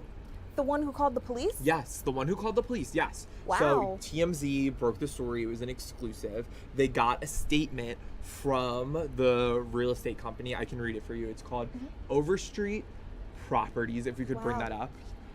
It says, Overstreet Properties is aware of videos circulating on social media depicting conduct by a former independent contractor during a personal trip that was unrelated to our company.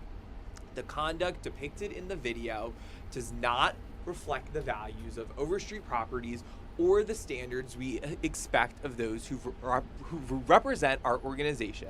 Our focus remains on providing quality service to our clients, partners, and community. The individual depicted in the video is no longer associated with Overstreet Properties. Wow. Yeah. Okay, so for those of you who are just now joining us, maybe you missed our conversation, let me just run back through what the video depicted. It was a young father, I hope honestly, probably in his 20s. Yes. He brought his 2 young daughters. Yes. They had to go to the bathroom, Yes. and so he took them to the women's bathroom Yes. because they're 2 little girls. There was a gentleman on the outside who had opened the door and was like, "What are you doing? You can't be in here. Get out. I'm calling the police." Right. And he did call the police. That video went absolutely viral. My question of the night at that point in time was, as a parent, is it ever appropriate to bring your children of the opposite sex to a bathroom? I guess that wouldn't match your sex or gender, but matches theirs. Right. And we had mixed reviews in the comment section. Yes. But now hearing that the guy who called 911 is out of a job is wow. That's honestly, I think that's kind of surprising that the company, saw the video, didn't want to be associated with it, and made this decision. So very interesting, and like I said, it's cool to be able to connect back to something that we talked about the other night. So kind of cool for TMZ to pick that up. Yeah, definitely. Well, another topic that we've been talking about pretty much, I would say all day, but like all week, all month, this past year. The FIFA World Cup is finally here. Of course. And tomorrow, so exciting. We've got our big match. It's going to be Brazil versus Haiti. Yes. Fans have been getting out, having a good time. I'm so excited. I'm excited too. Chris O'Connell earlier with the Brazilian fans, I had a pumped. ball. It's going to be so awesome. For sure. You can feel the excitement in the air. It's going to be a good match. I cannot wait. And I also need to get to FIFA Fan Festival. I've heard so much about it and I want to go, but I haven't had the chance. I was hoping this weekend. They say that while matches aren't happening in our area, sometimes it's a little bit more chill. Yeah, less big of a crowd, which means maybe if you're standing in line for stuff, the lines aren't so long. That's what I need. Yes. But that brings us to our question of the night. Yes. We saw there are these bracelets, these fan bands going viral. They're really cute. They are. They cute. really are. It's a partnership between Bank of America and the FIFA World Cup. But anyway, we're hearing that people are willing to wait in line for hours. In one city, it was a 4-hour long line. Wow. We wanted to know, would you do that? Yeah, so we ran a poll, fox29.com/go vote, Fox Local tab. We asked, how long would you wait in line at FIFA Fan Fest for a World Cup fan band? So in the lead, up to 30 minutes, 56%, which again, I feel like is what I would do. Behind that, 33%, I'm not waiting for that. 11%, 30 minutes to an hour, and it looks like 0% of our viewers would wait more than an hour, which is fair. Teach their own, I guess. It's funny though, because when you look at some of these other cities, we even got some videos where some content creators let us have access to them that shows just how crazy these lines are getting. It's changing right now. It is. Okay. Still more people saying that they're not waiting for it. I'm not It's waiting crazy. for that. But like, let's take a look at some of the videos, because like I said, the lines have been stretching in some cities. I think this video comes from a content creator in the Houston area, and actually in it, he's asking the people who have been waiting for hours, like, do you want to buy this? And I don't know if you got to hear Avani. She's a worker here at Philadelphia Live at Fox 29, and she was talking about how someone was actually selling one of these bracelets that they got on Etsy for $100, Right? but they got it for free. I know, that is insane. But I mean, I feel like that's pretty common, again, when you have these like limited edition special collectibles, because people just want to have something that they can be like, oh, look at this, like it's limited edition. But in this case, you know, it is like a really big deal. FIFA, it's probably once in a lifetime that some of these people are gonna get to experience this. So just having like a cool little momentum to be like, you know, it was in my city, I went, like it was the best summer ever. Like it is like a cool thing to have, like one day, you know, maybe like pull it out of the old memory box and be like, oh my gosh, like, I was there. Look, I was there. Look, there it is, the Philly one. I love the cheesesteak. Like, I don't know, the more I watch these videos, I'm like, maybe I'm gonna have to wait a little bit when I go. So I guess we'll see. You gotta go on a night where, you know, not too many people are going, so obviously it can't be a match night. Yeah. It can't be a match night. Yeah, but maybe I'll like sneak over there really quick one night on my break. Love it. Thank you for bringing us trending news, also helping me out with our question of the night. Of course. You guys keep voting. We'll be able to shout you out. Let us know what you think in the comment section. Wow, they really thought a lot about that TMZ story that you brought, where we talked about the dad and his daughters in the bathroom. Again, interact with us. We love to talk back with you guys. We love to give shout outs, and we'll continue doing that throughout the evening. But still ahead, we've got some big news to bring you on out to. Our Shawnette Wilson went out to a graduation ceremony. One of the graduates survives a near-death experience. Wow. Yeah, so we'll get into that graduate, how they're doing now, when we come back.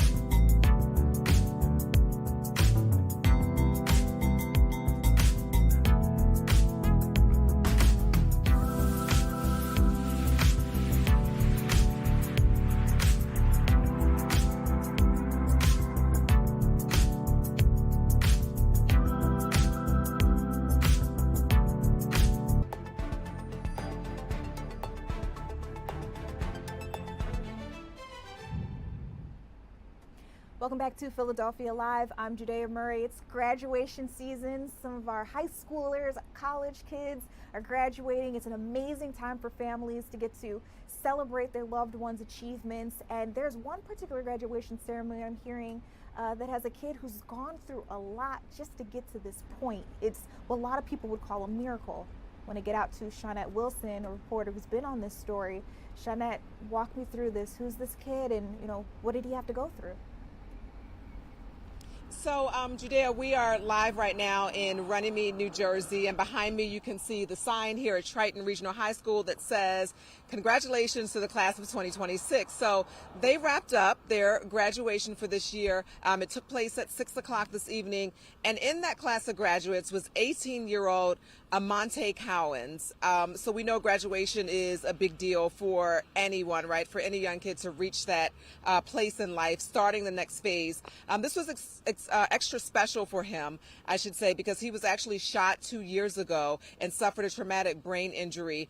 He was shot in the front right side of his head, and his mom tells me that the bullet is actually still lodged in his head because doctors felt that it would do more damage to, remove the bullet. So he has spent, the past 2 years rehabbing. He was out of school for over a year and ended up, transferring to a different school, which is how he ended up here at Triton. So to go through all of that and graduate today was really a big accomplishment for him. He'd been obviously going through therapy. This gunshot wound caused him to have to be able to learn how to walk again and use everything on one side of his body. So let's listen to what he said today as he was in line to get ready to be seated for graduation, surrounded by his family. We'll also hear from his mom. Yeah, I'm really proud of myself. What got you to this point, you think? My mom and my whole family. I'm overjoyed. It has been a long journey and a hard journey, but he made it, and I'm so proud of him.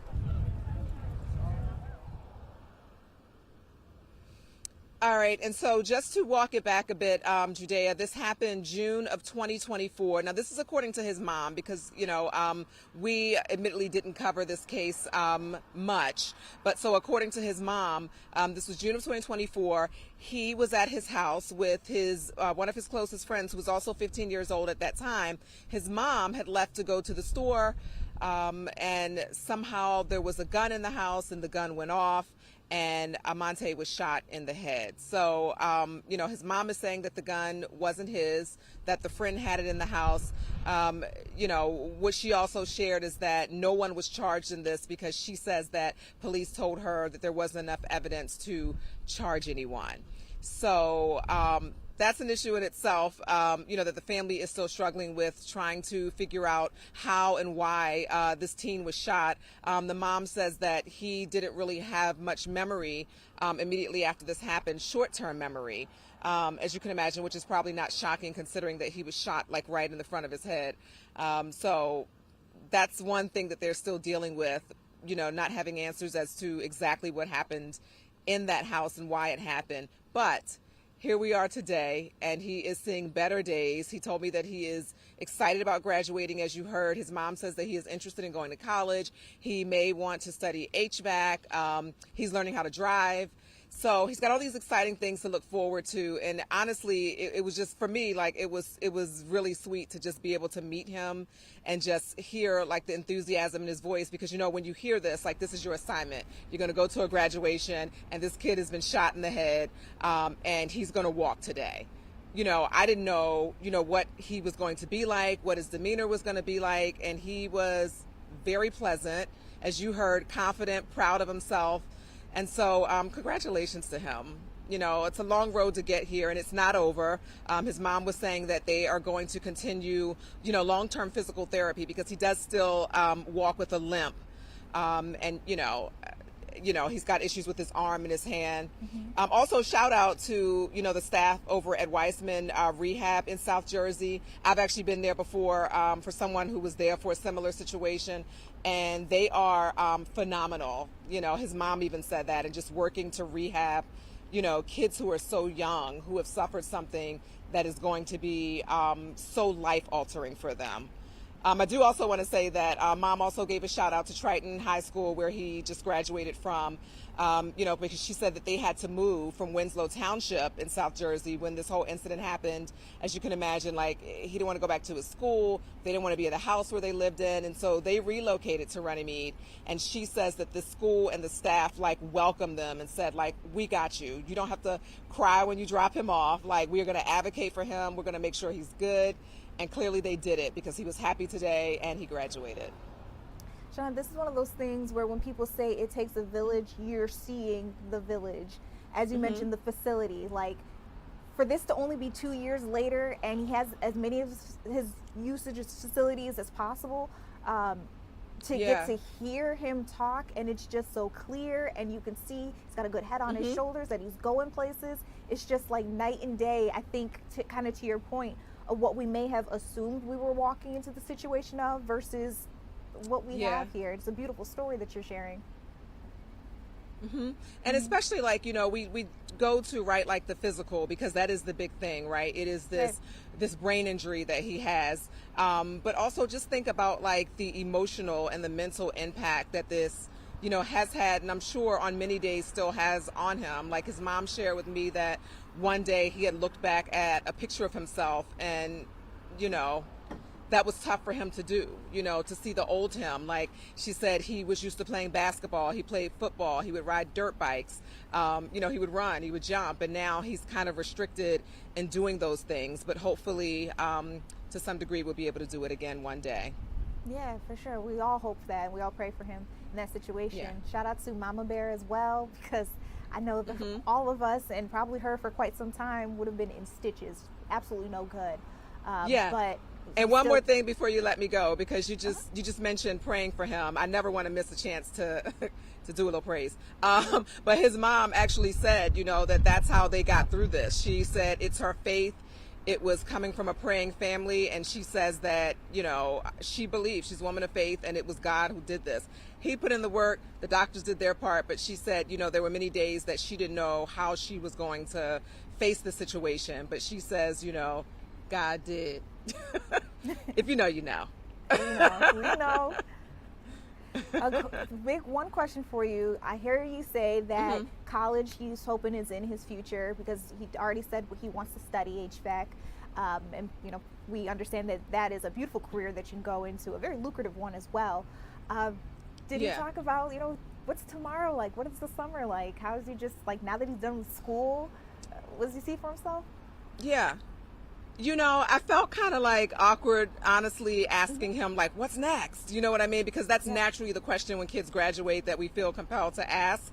But I did ask that of his mom, because when I got a chance to speak to him, he was lined up ready to go, to be seated. So we only had like 40 seconds to talk to him. But I did ask his mom. I said, what's next? And, I said, I understand that they are in the moment of today. She just says that they're working on a plan, that he has expressed wanting to go to college, or perhaps, a trade school, obviously. But all he could say was that, like, I'm ready to leave school. Like, he's like a typical kid, right? He's like, I'm done here. Like, yeah, like, I'm out of here. So he didn't really talk a lot about the future, even though, they said that he has plans. I feel like they are in the moment of today. Every day brings a different challenge. It doesn't end here. Even just like with his recovery, So I think today they just really took the day to say, let's sit in this moment, that we didn't think would happen. Yeah. So we wish him the best. We wish him the best. And, hopefully we'll be able to follow up and see what's next for him.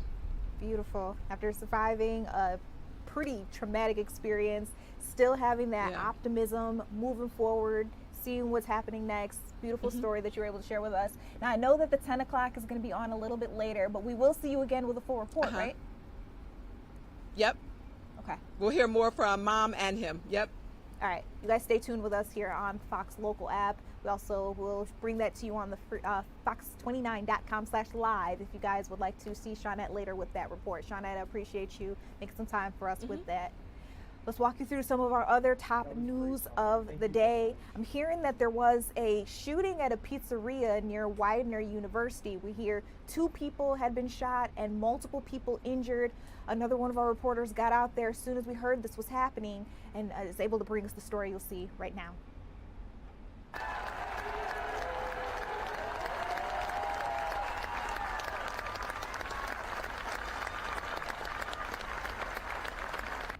This video you're taking a look at is actually the Atlantic City SWAT sergeant who was just released from a hospital. He spent weeks there after a deadly shooting that we reported on. His name is Sergeant Christian Ivanov. Again, he spent more than 2 weeks in intensive care. He had been recovering after he and another officer had been shot during an incident. We've got more information on what took place then on our website and also the Free Fox Local app. But in the time being, I mean, you're seeing all of the police academy just clapping for him, excited for him. You see him pump that fist. Our photographer's trying to get all the right angles for you guys. He's being wheeled out on the gurney. He'll head into an ambulance there and then he'll be on his way home. But again, after spending 2 weeks in the hospital from while we were talking about a traumatic experience with that young man who just graduated, a traumatic experience for himself as well. To see that he's still able to smile, get excited, see all of his buddies, has just been nothing short of a miracle. So again, we've got more information on the actual situation that he had been harmed in on our website if you guys would like to read a little bit more about that. Now, one of his superiors, the chief of police for Atlantic City's police department, actually spoke to the kind of, amazing optimism that you just saw him express there. He talked a little bit about the kind of person he is and how a lot of people expected him to recover this way. Take a listen. Yeah, no, this is a great day. I mean, that day, June 2nd, is something that's going to live with us forever. We're all hoping for a positive outcome, so we're thrilled that we got here. I mean, I really got to thank the men and women of Atlantic City Police Department, the SWAT team who got him here, provided immediate medical aid, rushed him to the hospital, and of course the phenomenal staff right here at the hospital at Atlantic Care. I mean, everyone saved his life. We didn't know how it was going to end up. That first night, was really shaky. He came that close to losing his life. So to be here today, to see him being released and moving on to a rehabilitation center, just means the world to us. And a lot of our brother and sister law enforcement officers are going to be here to clap him, to salute him, to wish him well in his recovery, to let him know that he's loved. That's one of the great things about this job, about this law enforcement community, is that we are a brotherhood, we are a sisterhood, we're there for each other, and made me feel really good about our profession. We've been getting outpouring of support from everybody, from law enforcement agencies all around the country who's been calling and sending letters showing their support for him. It feels really good. Yeah, that was Chief James Sarkos talking there. Again, he's over the Atlantic City Police Department. You can see how excited his buddies were to have him back. He was a SWAT sergeant who had been injured in a shooting about 2 weeks ago. Now, I want to bring you out to that pizzeria shooting. We learned near Widener University this took place. 2 people shot, multiple people injured. Here's the latest information that we have on that. I heard it go like, pat, pat, pat, pat, pat. Nevada Cole's a longtime resident of the block, and her home faces the Uno Pizzeria. At first, she thought she heard fireworks Wednesday night. But then after it stopped, I said, no, that's gunshots. And I happened to see the blue and red lights, which was the cops' cars. Skyfox captured that heavy police response Wednesday night, which remained an active scene for hours. Authorities say a total of 3 were injured, among those a woman shot in the upper body and a 17-year-old boy. Towards like violence or anything around this area, none. I've been here for over 11 years, so I haven't experienced none of that until last night. Has Uno been an issue where like kids or adults crowd? No. That's why I was surprised last night. But I heard that it was a celebration over there, for graduation. Police haven't shared information about suspects, arrest, any possible motive, or any current conditions of the victims. A spokesperson for Widener University says the following, quote, Widener University is aware of the incident Wednesday night outside the Pizzeria Uno on Providence Avenue in Chester. City police are investigating and the university is fully cooperating with the department. All questions should be directed to law enforcement. It's just so sad that you just can't have a good time you know, getting together. This is the first time that we really had this kind of violence in the neighborhood. Again, that's the latest that we have there on this particular situation. If you'd like to learn any more, we've got an article up available for you on the Free Fox Local app, or you can head to fox29.com. Now, another big piece of news. I'm hearing that Representative Tom Keene Jr. says he knows what day he will be back in Congress. Keep in mind, he's been out for 105 days. Now, what exactly caused him to miss so much time? It's unclear. His team says he was experiencing some sort of medical, serious kind of situation, but they haven't really detailed much more than that. They do say, though, he's eager to return to in-person work. June 30th is the day that he expects to be back and resume a full schedule. But I do want to say it's not that he hasn't been doing anything since he's been gone. If you head to his website and go over to their news releases part, you can actually see a couple of different announcements he's been making, work, votes that he's tried to have done remotely. So again, Representative Tom Keene Jr., we're hearing from New Jersey, will be back in Congress on June 30th and supposedly with a full schedule. And this is interesting because, you know, during election night here on Fox 29, we actually had reported that he said he was going to be coming back soon. We just didn't know when that date was. It's interesting because there are some people who wanted to go for his seat. He will have to face a Democratic challenger soon. So I think his constituents needed to see him back in office just to feel comfortable knowing that he would be able to continue to lead them, and that whatever this medical situation that he may have been experiencing wouldn't keep him from completing his job. So again, we don't know what that medical situation exactly is, what it entails, but that is the messaging that his team has been putting out to the public. All right, we are going to take a quick break. When we come back, I want to get you guys a look at your weather forecast. We'll check in with our meteorologists when we come back.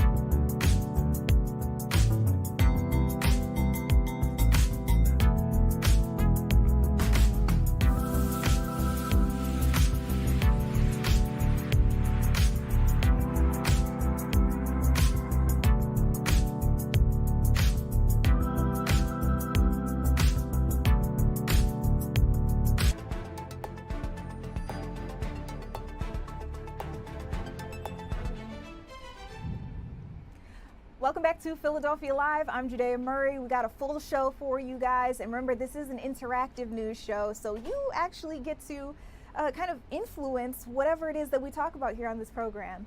Earlier, while I was showing you the Medal of Honor ceremony held by President Donald Trump, there were so many comments asking whether or not I was also going to talk about Obama's Presidential Center opening today in Chicago. And yes, it was a star-studded event. I mean, you got to see Kamala Harris and her husband. You got to see the Clintons. You see his family coming out, the Bidens came out. There were so many different stars there. And then of course we also had singers like Christina Aguilera. There was also Common. We had John Legend, even J-Hud, Jennifer Hudson, a couple of other different stars just singing the house down. It was a big experience out in Chicago. Again, it is officially open to the public tomorrow. You guys can head out there. It's a nearly 20-acre campus on Chicago's South Side, which again opens to the public tomorrow, Friday, Juneteenth. It's expected to attract more than 1 million visitors each year. I couldn't tell you how many people were out here in the crowd earlier today, but I can say it was a lot according to the camera panning back and forth. So former President Barack Obama actually gave a speech. I wanted to let you guys listen in again as he talked about the opening of this presidential center and how he says it's not all about him. It's supposed to celebrate all the presidents in general. Let's listen. And Mrs. Bush, President Secretary Clinton, thank you for being with us today and for your devotion to our country.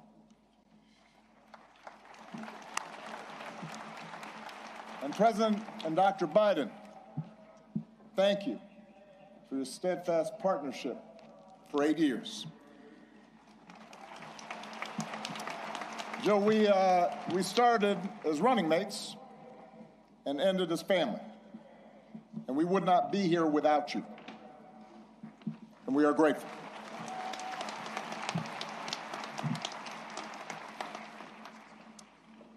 To our amazing foundation staff and our amazing board, to Governor Pritzker, Mayor Johnson, thank you for making this center possible.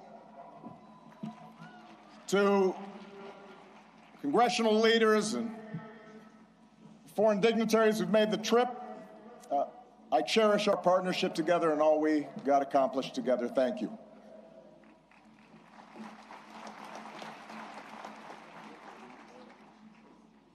To Michelle, she did me wrong. She wouldn't let me see her speech.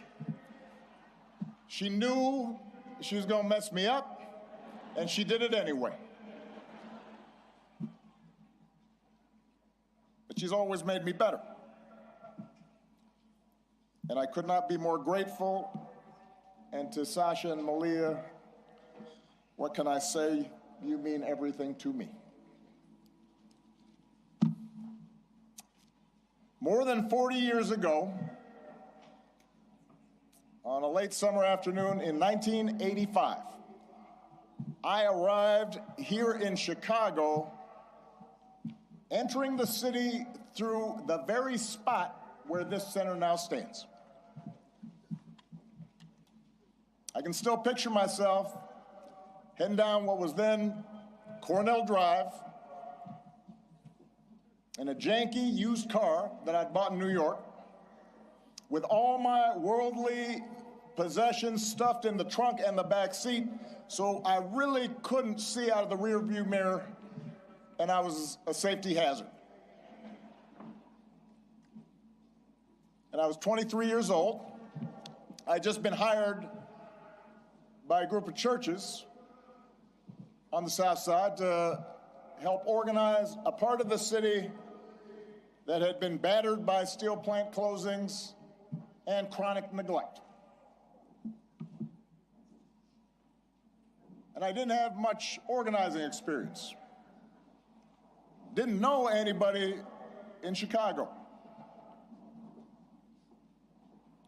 But I had been inspired by the civil rights movement, and I knew I wanted to make a difference. And although I wasn't sure exactly how I was going to do that,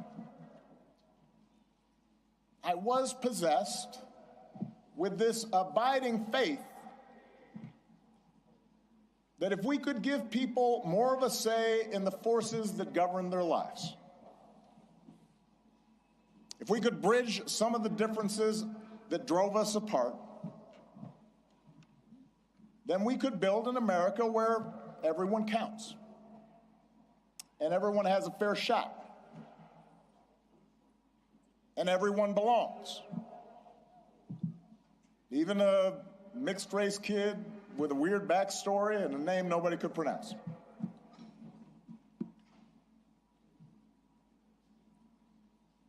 And it was here, in this city, a city of broad shoulders, that I found what I was looking for.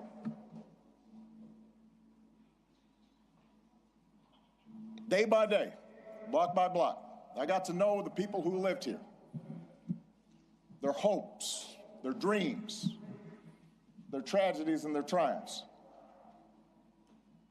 I witnessed their resilience in the face of hardship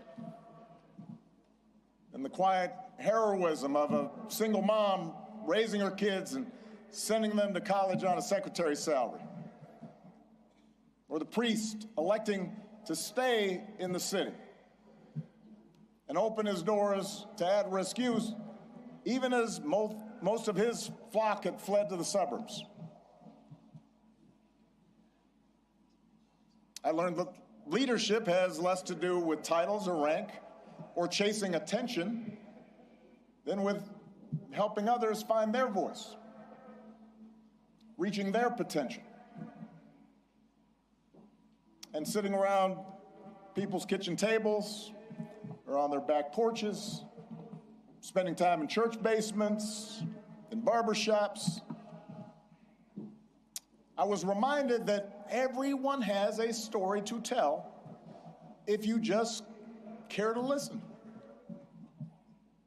Sacred stories, full of courage and humor and grace, and that each of those stories in some way connected to my own.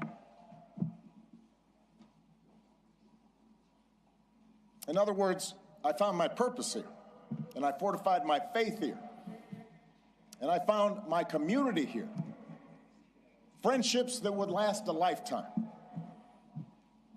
And I found a girl from the South Side who has been my greatest blessing. Michelle and I, our wedding reception was over at South Shore Cultural Center. You could walk from here. Our daughters were born right down the street. This is where we bought our first home. This is where our kids took their first steps. This is where I launched my candidacy for the Illinois State Senate over at the Ramada Inn on Lakeshore Drive, serving pretzels and soda, embarking on the path that ultimately and improbably led to this day. So, for me, this center could not be anyplace else. It's an expression of thanks, an acknowledgement that so much of what I hold most dear, I owe to the people of this city and the people of these surrounding neighborhoods.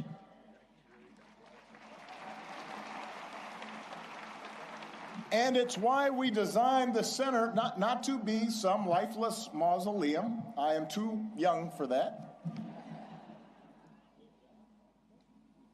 Not just a place to see Michelle's dresses, although I understand that will be the top attraction. We wanted it to be a vibrant, living celebration of community, where we can learn together and share the joys of art and music and sport and play. Because it's in those moments that we're reminded of our common humanity.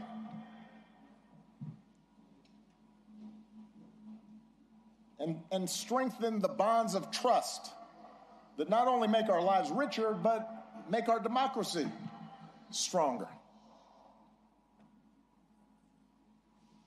Now, we also wanted this center to be a celebration of the extraordinary public servants, many of whom are here today, that made this journey possible.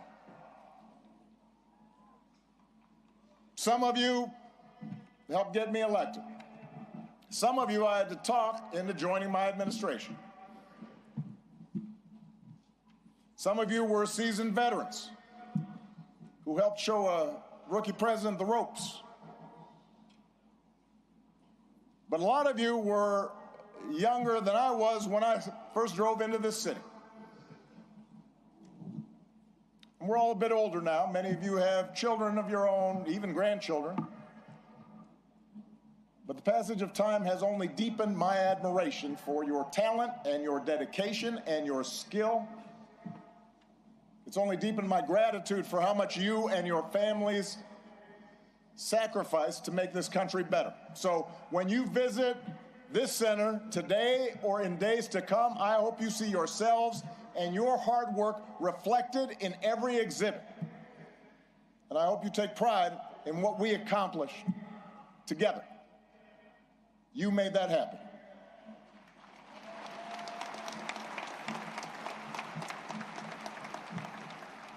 Now, of course, we did not accomplish everything we set out to do. No administration does. Some of the exhibits reflect unfinished business. In some cases, my own shortcomings and mistakes. In some cases, because, as a sign I kept on the Resolute desk read, hard things are hard. And that's especially true in a big, raucous, diverse, argumentative democracy like the United States of America. Everybody's got an opinion. And that means getting stuff done involves reconciling the demands of a couple of 100 million people. Democracy can be frustrating. It can be slow. It can be inefficient. And yet, more than anything, I hope this center will serve as an affirmation of just how special, how precious our democracy truly is, and remind us what we can achieve when we embrace our shared responsibilities as citizens.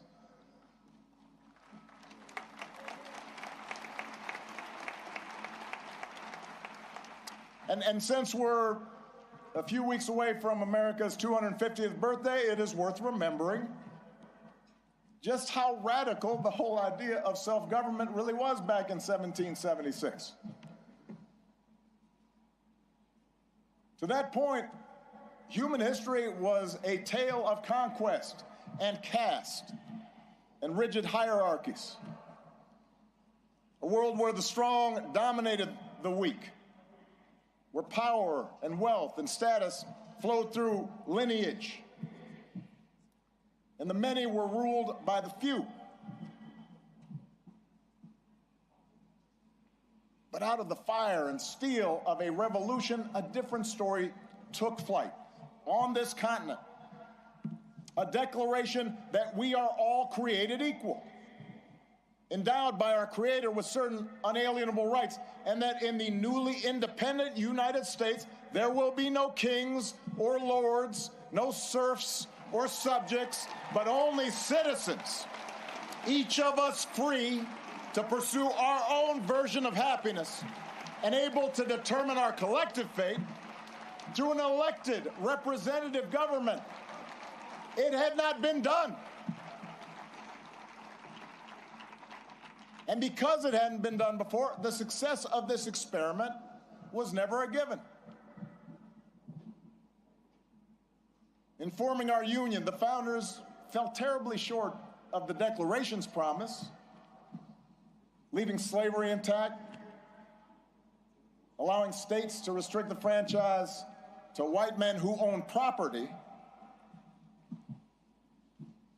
But in drafting a Constitution and a Bill of Rights, they did have the foresight, the genius, to provide us with a framework that allows each generation to make our union more perfect. And over more than 2 centuries, through petitions and protests, marches and strikes, moral appeals from the pulpit, and conversations at the family dinner table, Men and women from all walks of life, of every color, every faith, every region, took up the cause of democracy and made it their own until we, the people, came to include not just some of us, but all of us.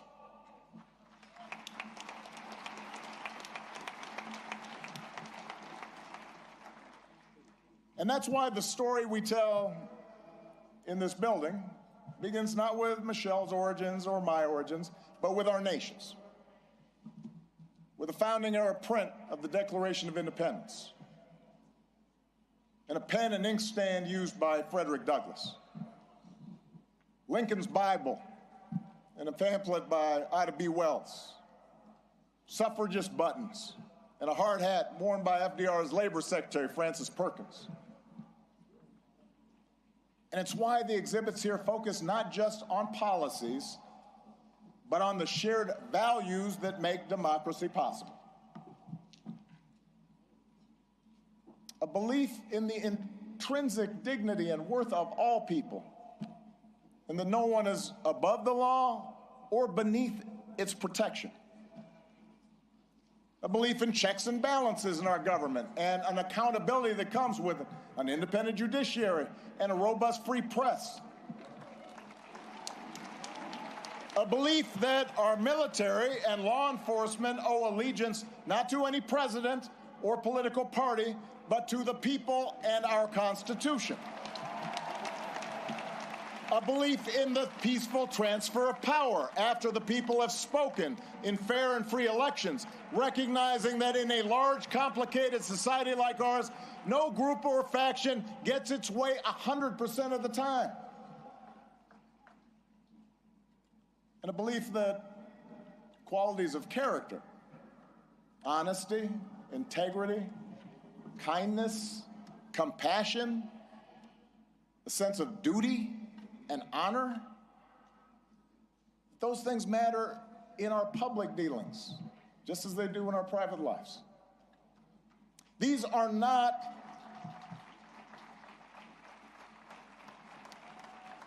these are the values and traditions I believe in. And they are not Republican or Democratic values. They're American values we can all share, regardless of party. Values every president here today, as different as we are, has tried our best to uphold. Values that John McCain and Mitt Romney believed in no less than I did. It is our greatest inheritance, the story of America at its best, because it reflects a basic faith in the decency of our fellow citizens and the possibility that, despite all of our differences, we can see each other and understand one another and make common cause together.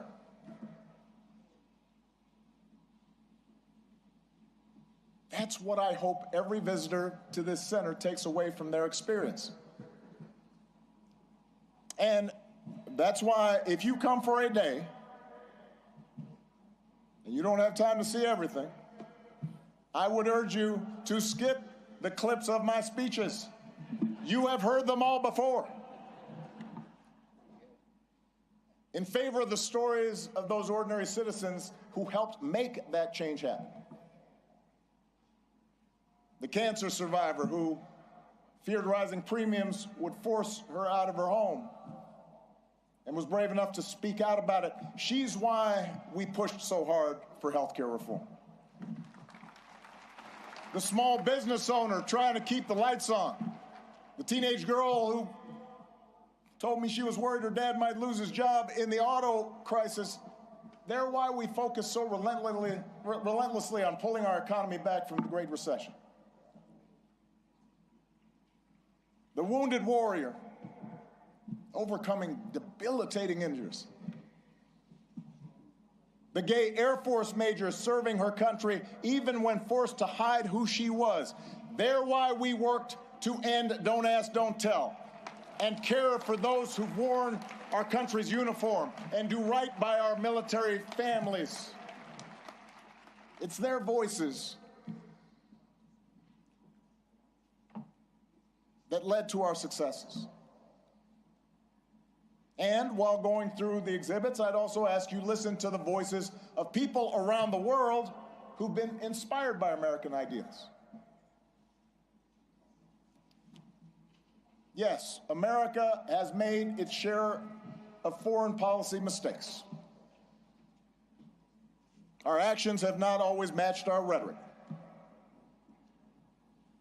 We've learned that we can't solve every conflict or stop every atrocity around the globe, but at our best, the United States has been an undeniable force for good in the world.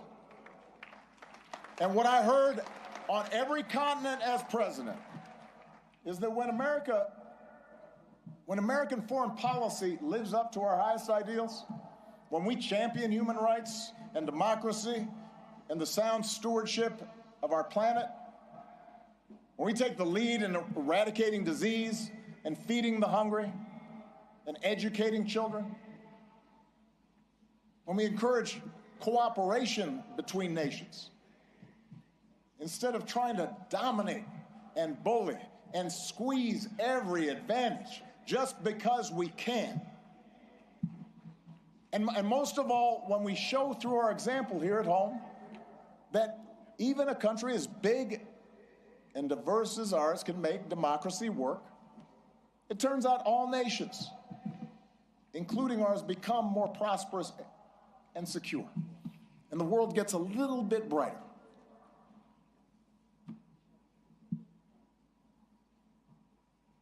I recognize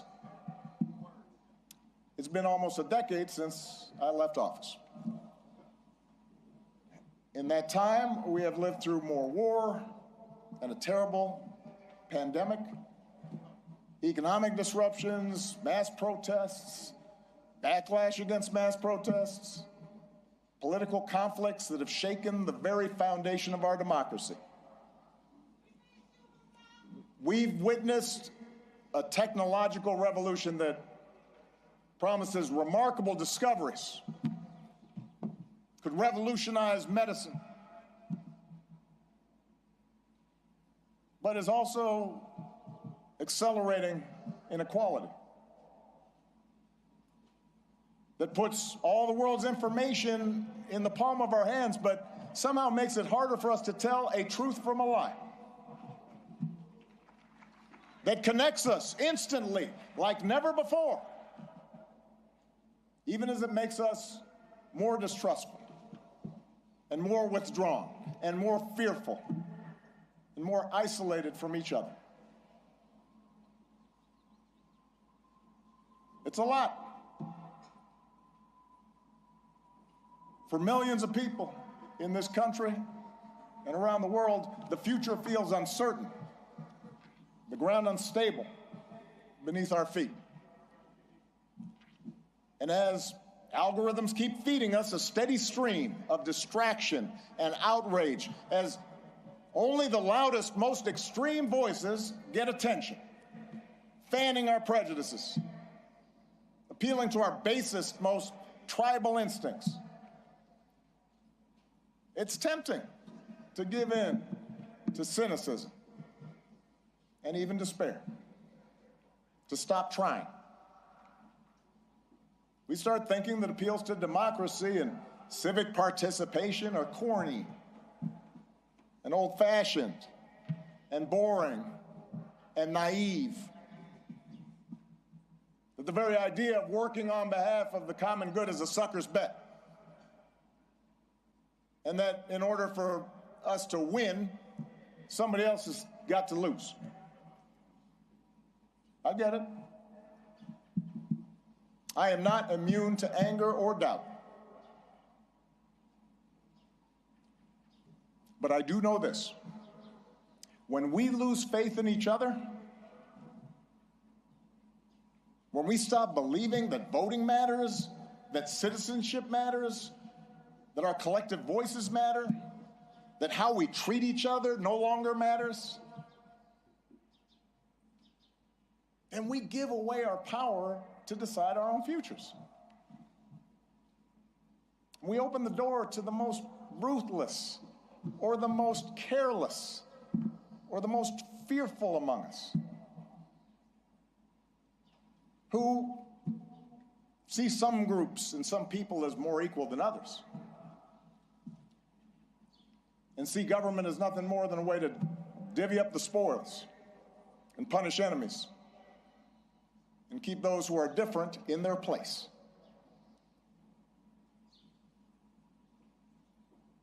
I do not believe that is the story of America that prevails in the end. I don't believe it because for us to give up, for us to give in now, after all this country's been through, to cynicism and division would be a betrayal of our founding ideas, a betrayal of our faith. And I remain convinced that the overwhelming majority of Americans feel the same way. That as unsettled as we are, people aren't looking for perpetual anger and division. They are looking for fairness and common sense and mutual respect. That deep in our gut, we want to find a way to turn towards each other again, not further away.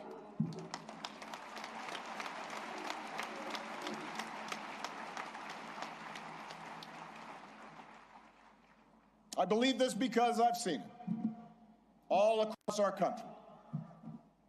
In cities that have worked together to reclaim their streets from crime, in rural communities that have rebuilt their economy, in businesses that are finding new ways to make housing affordable,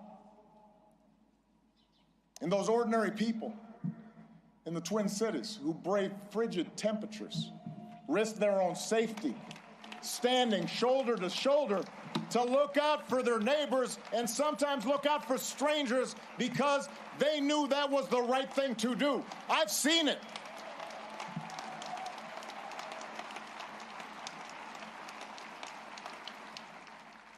And I've seen it in a new generation of leaders here and around the world, like Puniha and Addison. Leaders who are determined to make our governments and our economies and our societies work for everyone. Obama Foundation leaders like Hannah, a Food Corps member from rural Ohio who's helping ensure every child has access to at least one nourishing meal. Or George, an entrepreneur whose nonprofit helps get unused, unexpired medicine, often at no cost, to people who need it. Or Zuzana, a human rights lawyer in Poland, who's won more than 30 landmark cases. There are thousands, tens of thousands, hundreds of thousands of these young people out there making a difference right now. And this center is devoted to lifting up their stories, giving them the tools and support they need to expand their impact. For while our work is nonpartisan, we are not values neutral. We have a point of view.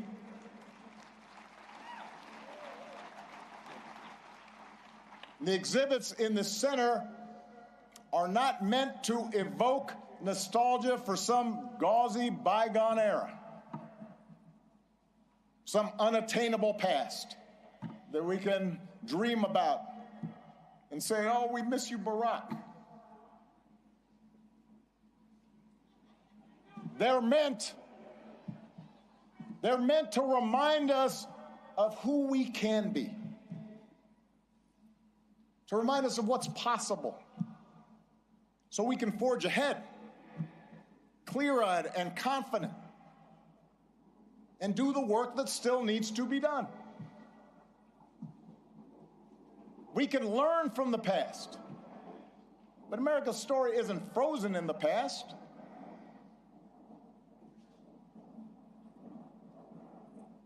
It has chapters yet to be written, not by one person or a few people, not by Barack and Michelle, or anybody with a fancy title or a high office, but by all of us. You know, one of the things a lot of presidential libraries now have in common is a replica of the Oval Office. And if you take a peek at the one inside this building, you will see some objects that carried some special meaning for me during the time that I was in office. There's a program that a friend from the South Side gave me that he had retrieved from the 1963 March on Washington. He was there. There's a Norman Rockwell painting of the Statue of Liberty with workers hanging on ropes, burnishing the torch that she holds aloft. And on the rug, you'll read words from some of America's greatest leaders, including a quote that inspired that arch that you see right there at the south end of the plaza by Martin Puryear.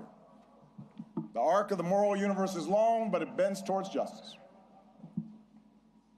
And it's a quote that was often invoked by Dr. Martin Luther King Jr., but it originally comes from a Boston minister's sermon more than 170 years ago.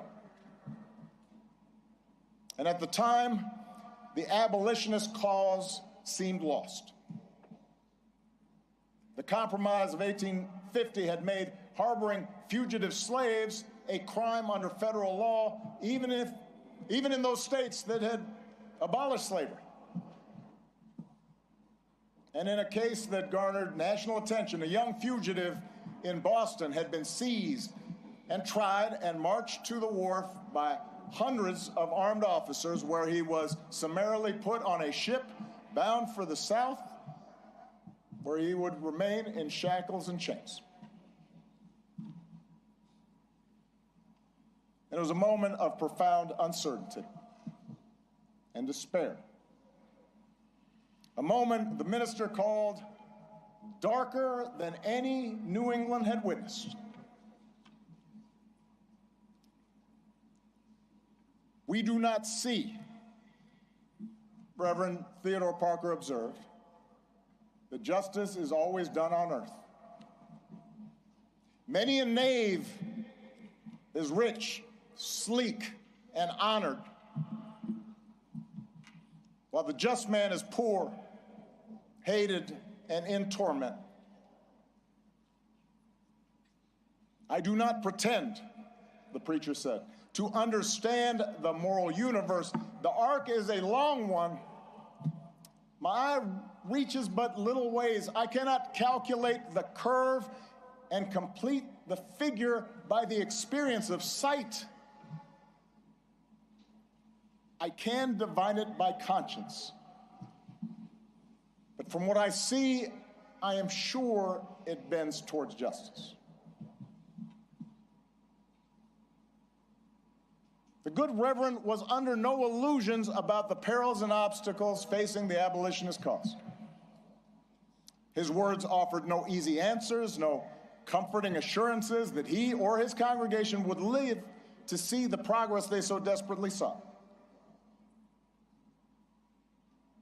Rather, his was a declaration of faith, a defiant call, not to abandon hope or give way to fear, but to stay true to our better selves and true to one another, and to keep fighting to fulfill the promise of this nation, even in the face of cruelty and bitter disappointment, even in the face of impossible odds. It is that spirit that we open the center today. The same spirit that so many of you showed all those years ago. The same spirit that inspired generations of Americans to meet the challenges of their time. The same spirit that is alive and well here on the south side of Chicago. The same spirit that will see America and the world through its present trials. There is a new generation out there, ready to write the next chapter of our story. We intend to help them do it, and we ask that you join us. Thank you. God bless you. God bless the United States of America. All right, you guys, so you heard former President Barack Obama's speech there as he opened up the Obama Presidential Center. It'll be open to the public tomorrow on Juneteenth. I hear general admission tickets, though, are already sold out through October. So if you didn't already get one, it's kind of wraps for you. But tens of thousands of people have already been offered a sneak peek on the inside of the campus. I haven't gotten to see it, so I'm not quite sure what it looks like, but I'm hearing that they've got a tower museum that covers the political and personal realms of our first black president, former President Barack Obama. Also, you've got the Chicago Public Library, a playground, an athletic center, basketball courts, and a picnic area complete with some grills. It's a lot of stuff going on there. This is the 20-acre campus that we're hearing about and talking about here. But in a February social media post, President Donald Trump actually criticized the presidential center. It's an $850 million project, and he called it a, and I quote, total disaster. So let me know in the comment section, are you interested in trying to visit this in Chicago, seeing what it's all about, maybe bring the family out there? Meanwhile, I've got my eyes on a live police chase all the way out in LA. As you can see, this guy is doing numbers. KTTV's Sky Fox is actually watching over this. They're able to bring us this image that you're seeing here on your screen. Again, it is live. They also have a meter on the top right corner of your screen showing you how fast that vehicle is going. I've seen it at times go all the way up to about 180 miles per hour. So whoever's behind the wheel is really, really hitting the gas. And I don't know how much the gas they have in the car, but this has been going on for at least an hour now. Again, this is Los Angeles County. We're hearing this started on 5 freeway. Sky Fox has been flying over this. Only thing that we are hearing is that the suspect inside may be armed and dangerous. And so they're asking people to stay away.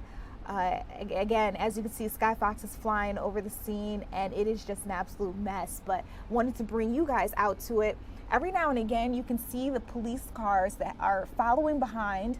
At points in time, they've actually gotten up really, really close, but then in a shot like this, you see they seem to be further back, and it's multiple police cars chasing whoever this person is. Again, they believe to be armed and dangerous, but we don't know that much more about whatever it is to believe that they may have done.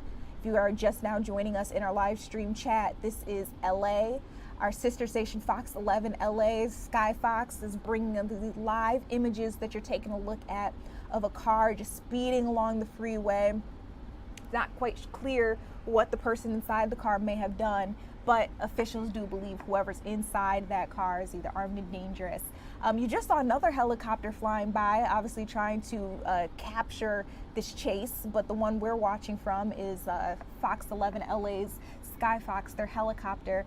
You got to see that in the bottom right corner, it was like that shadow coming through. That is one of the squad cars chasing after and trailing after this vehicle. So again, now if you're just now joining us, you can take a look at the right hand of your corner, top right hand of your corner, and see they've got a marker, a meter, actually showing how fast this vehicle may be going. And while it's around the 50s now, I saw at some points it was up to like 180 miles per hour. So they were really, really hitting the gas. Now, when it gets to intersections like that, that's what makes me nervous. Because in high-speed chases, unfortunately, one too many times, I have seen a horrible crash where either both people don't make it or a driver who's just minding their own business trying to get home ends up getting crashed into. You can see people on the opposite side of the street have decided to just go off into the elbow,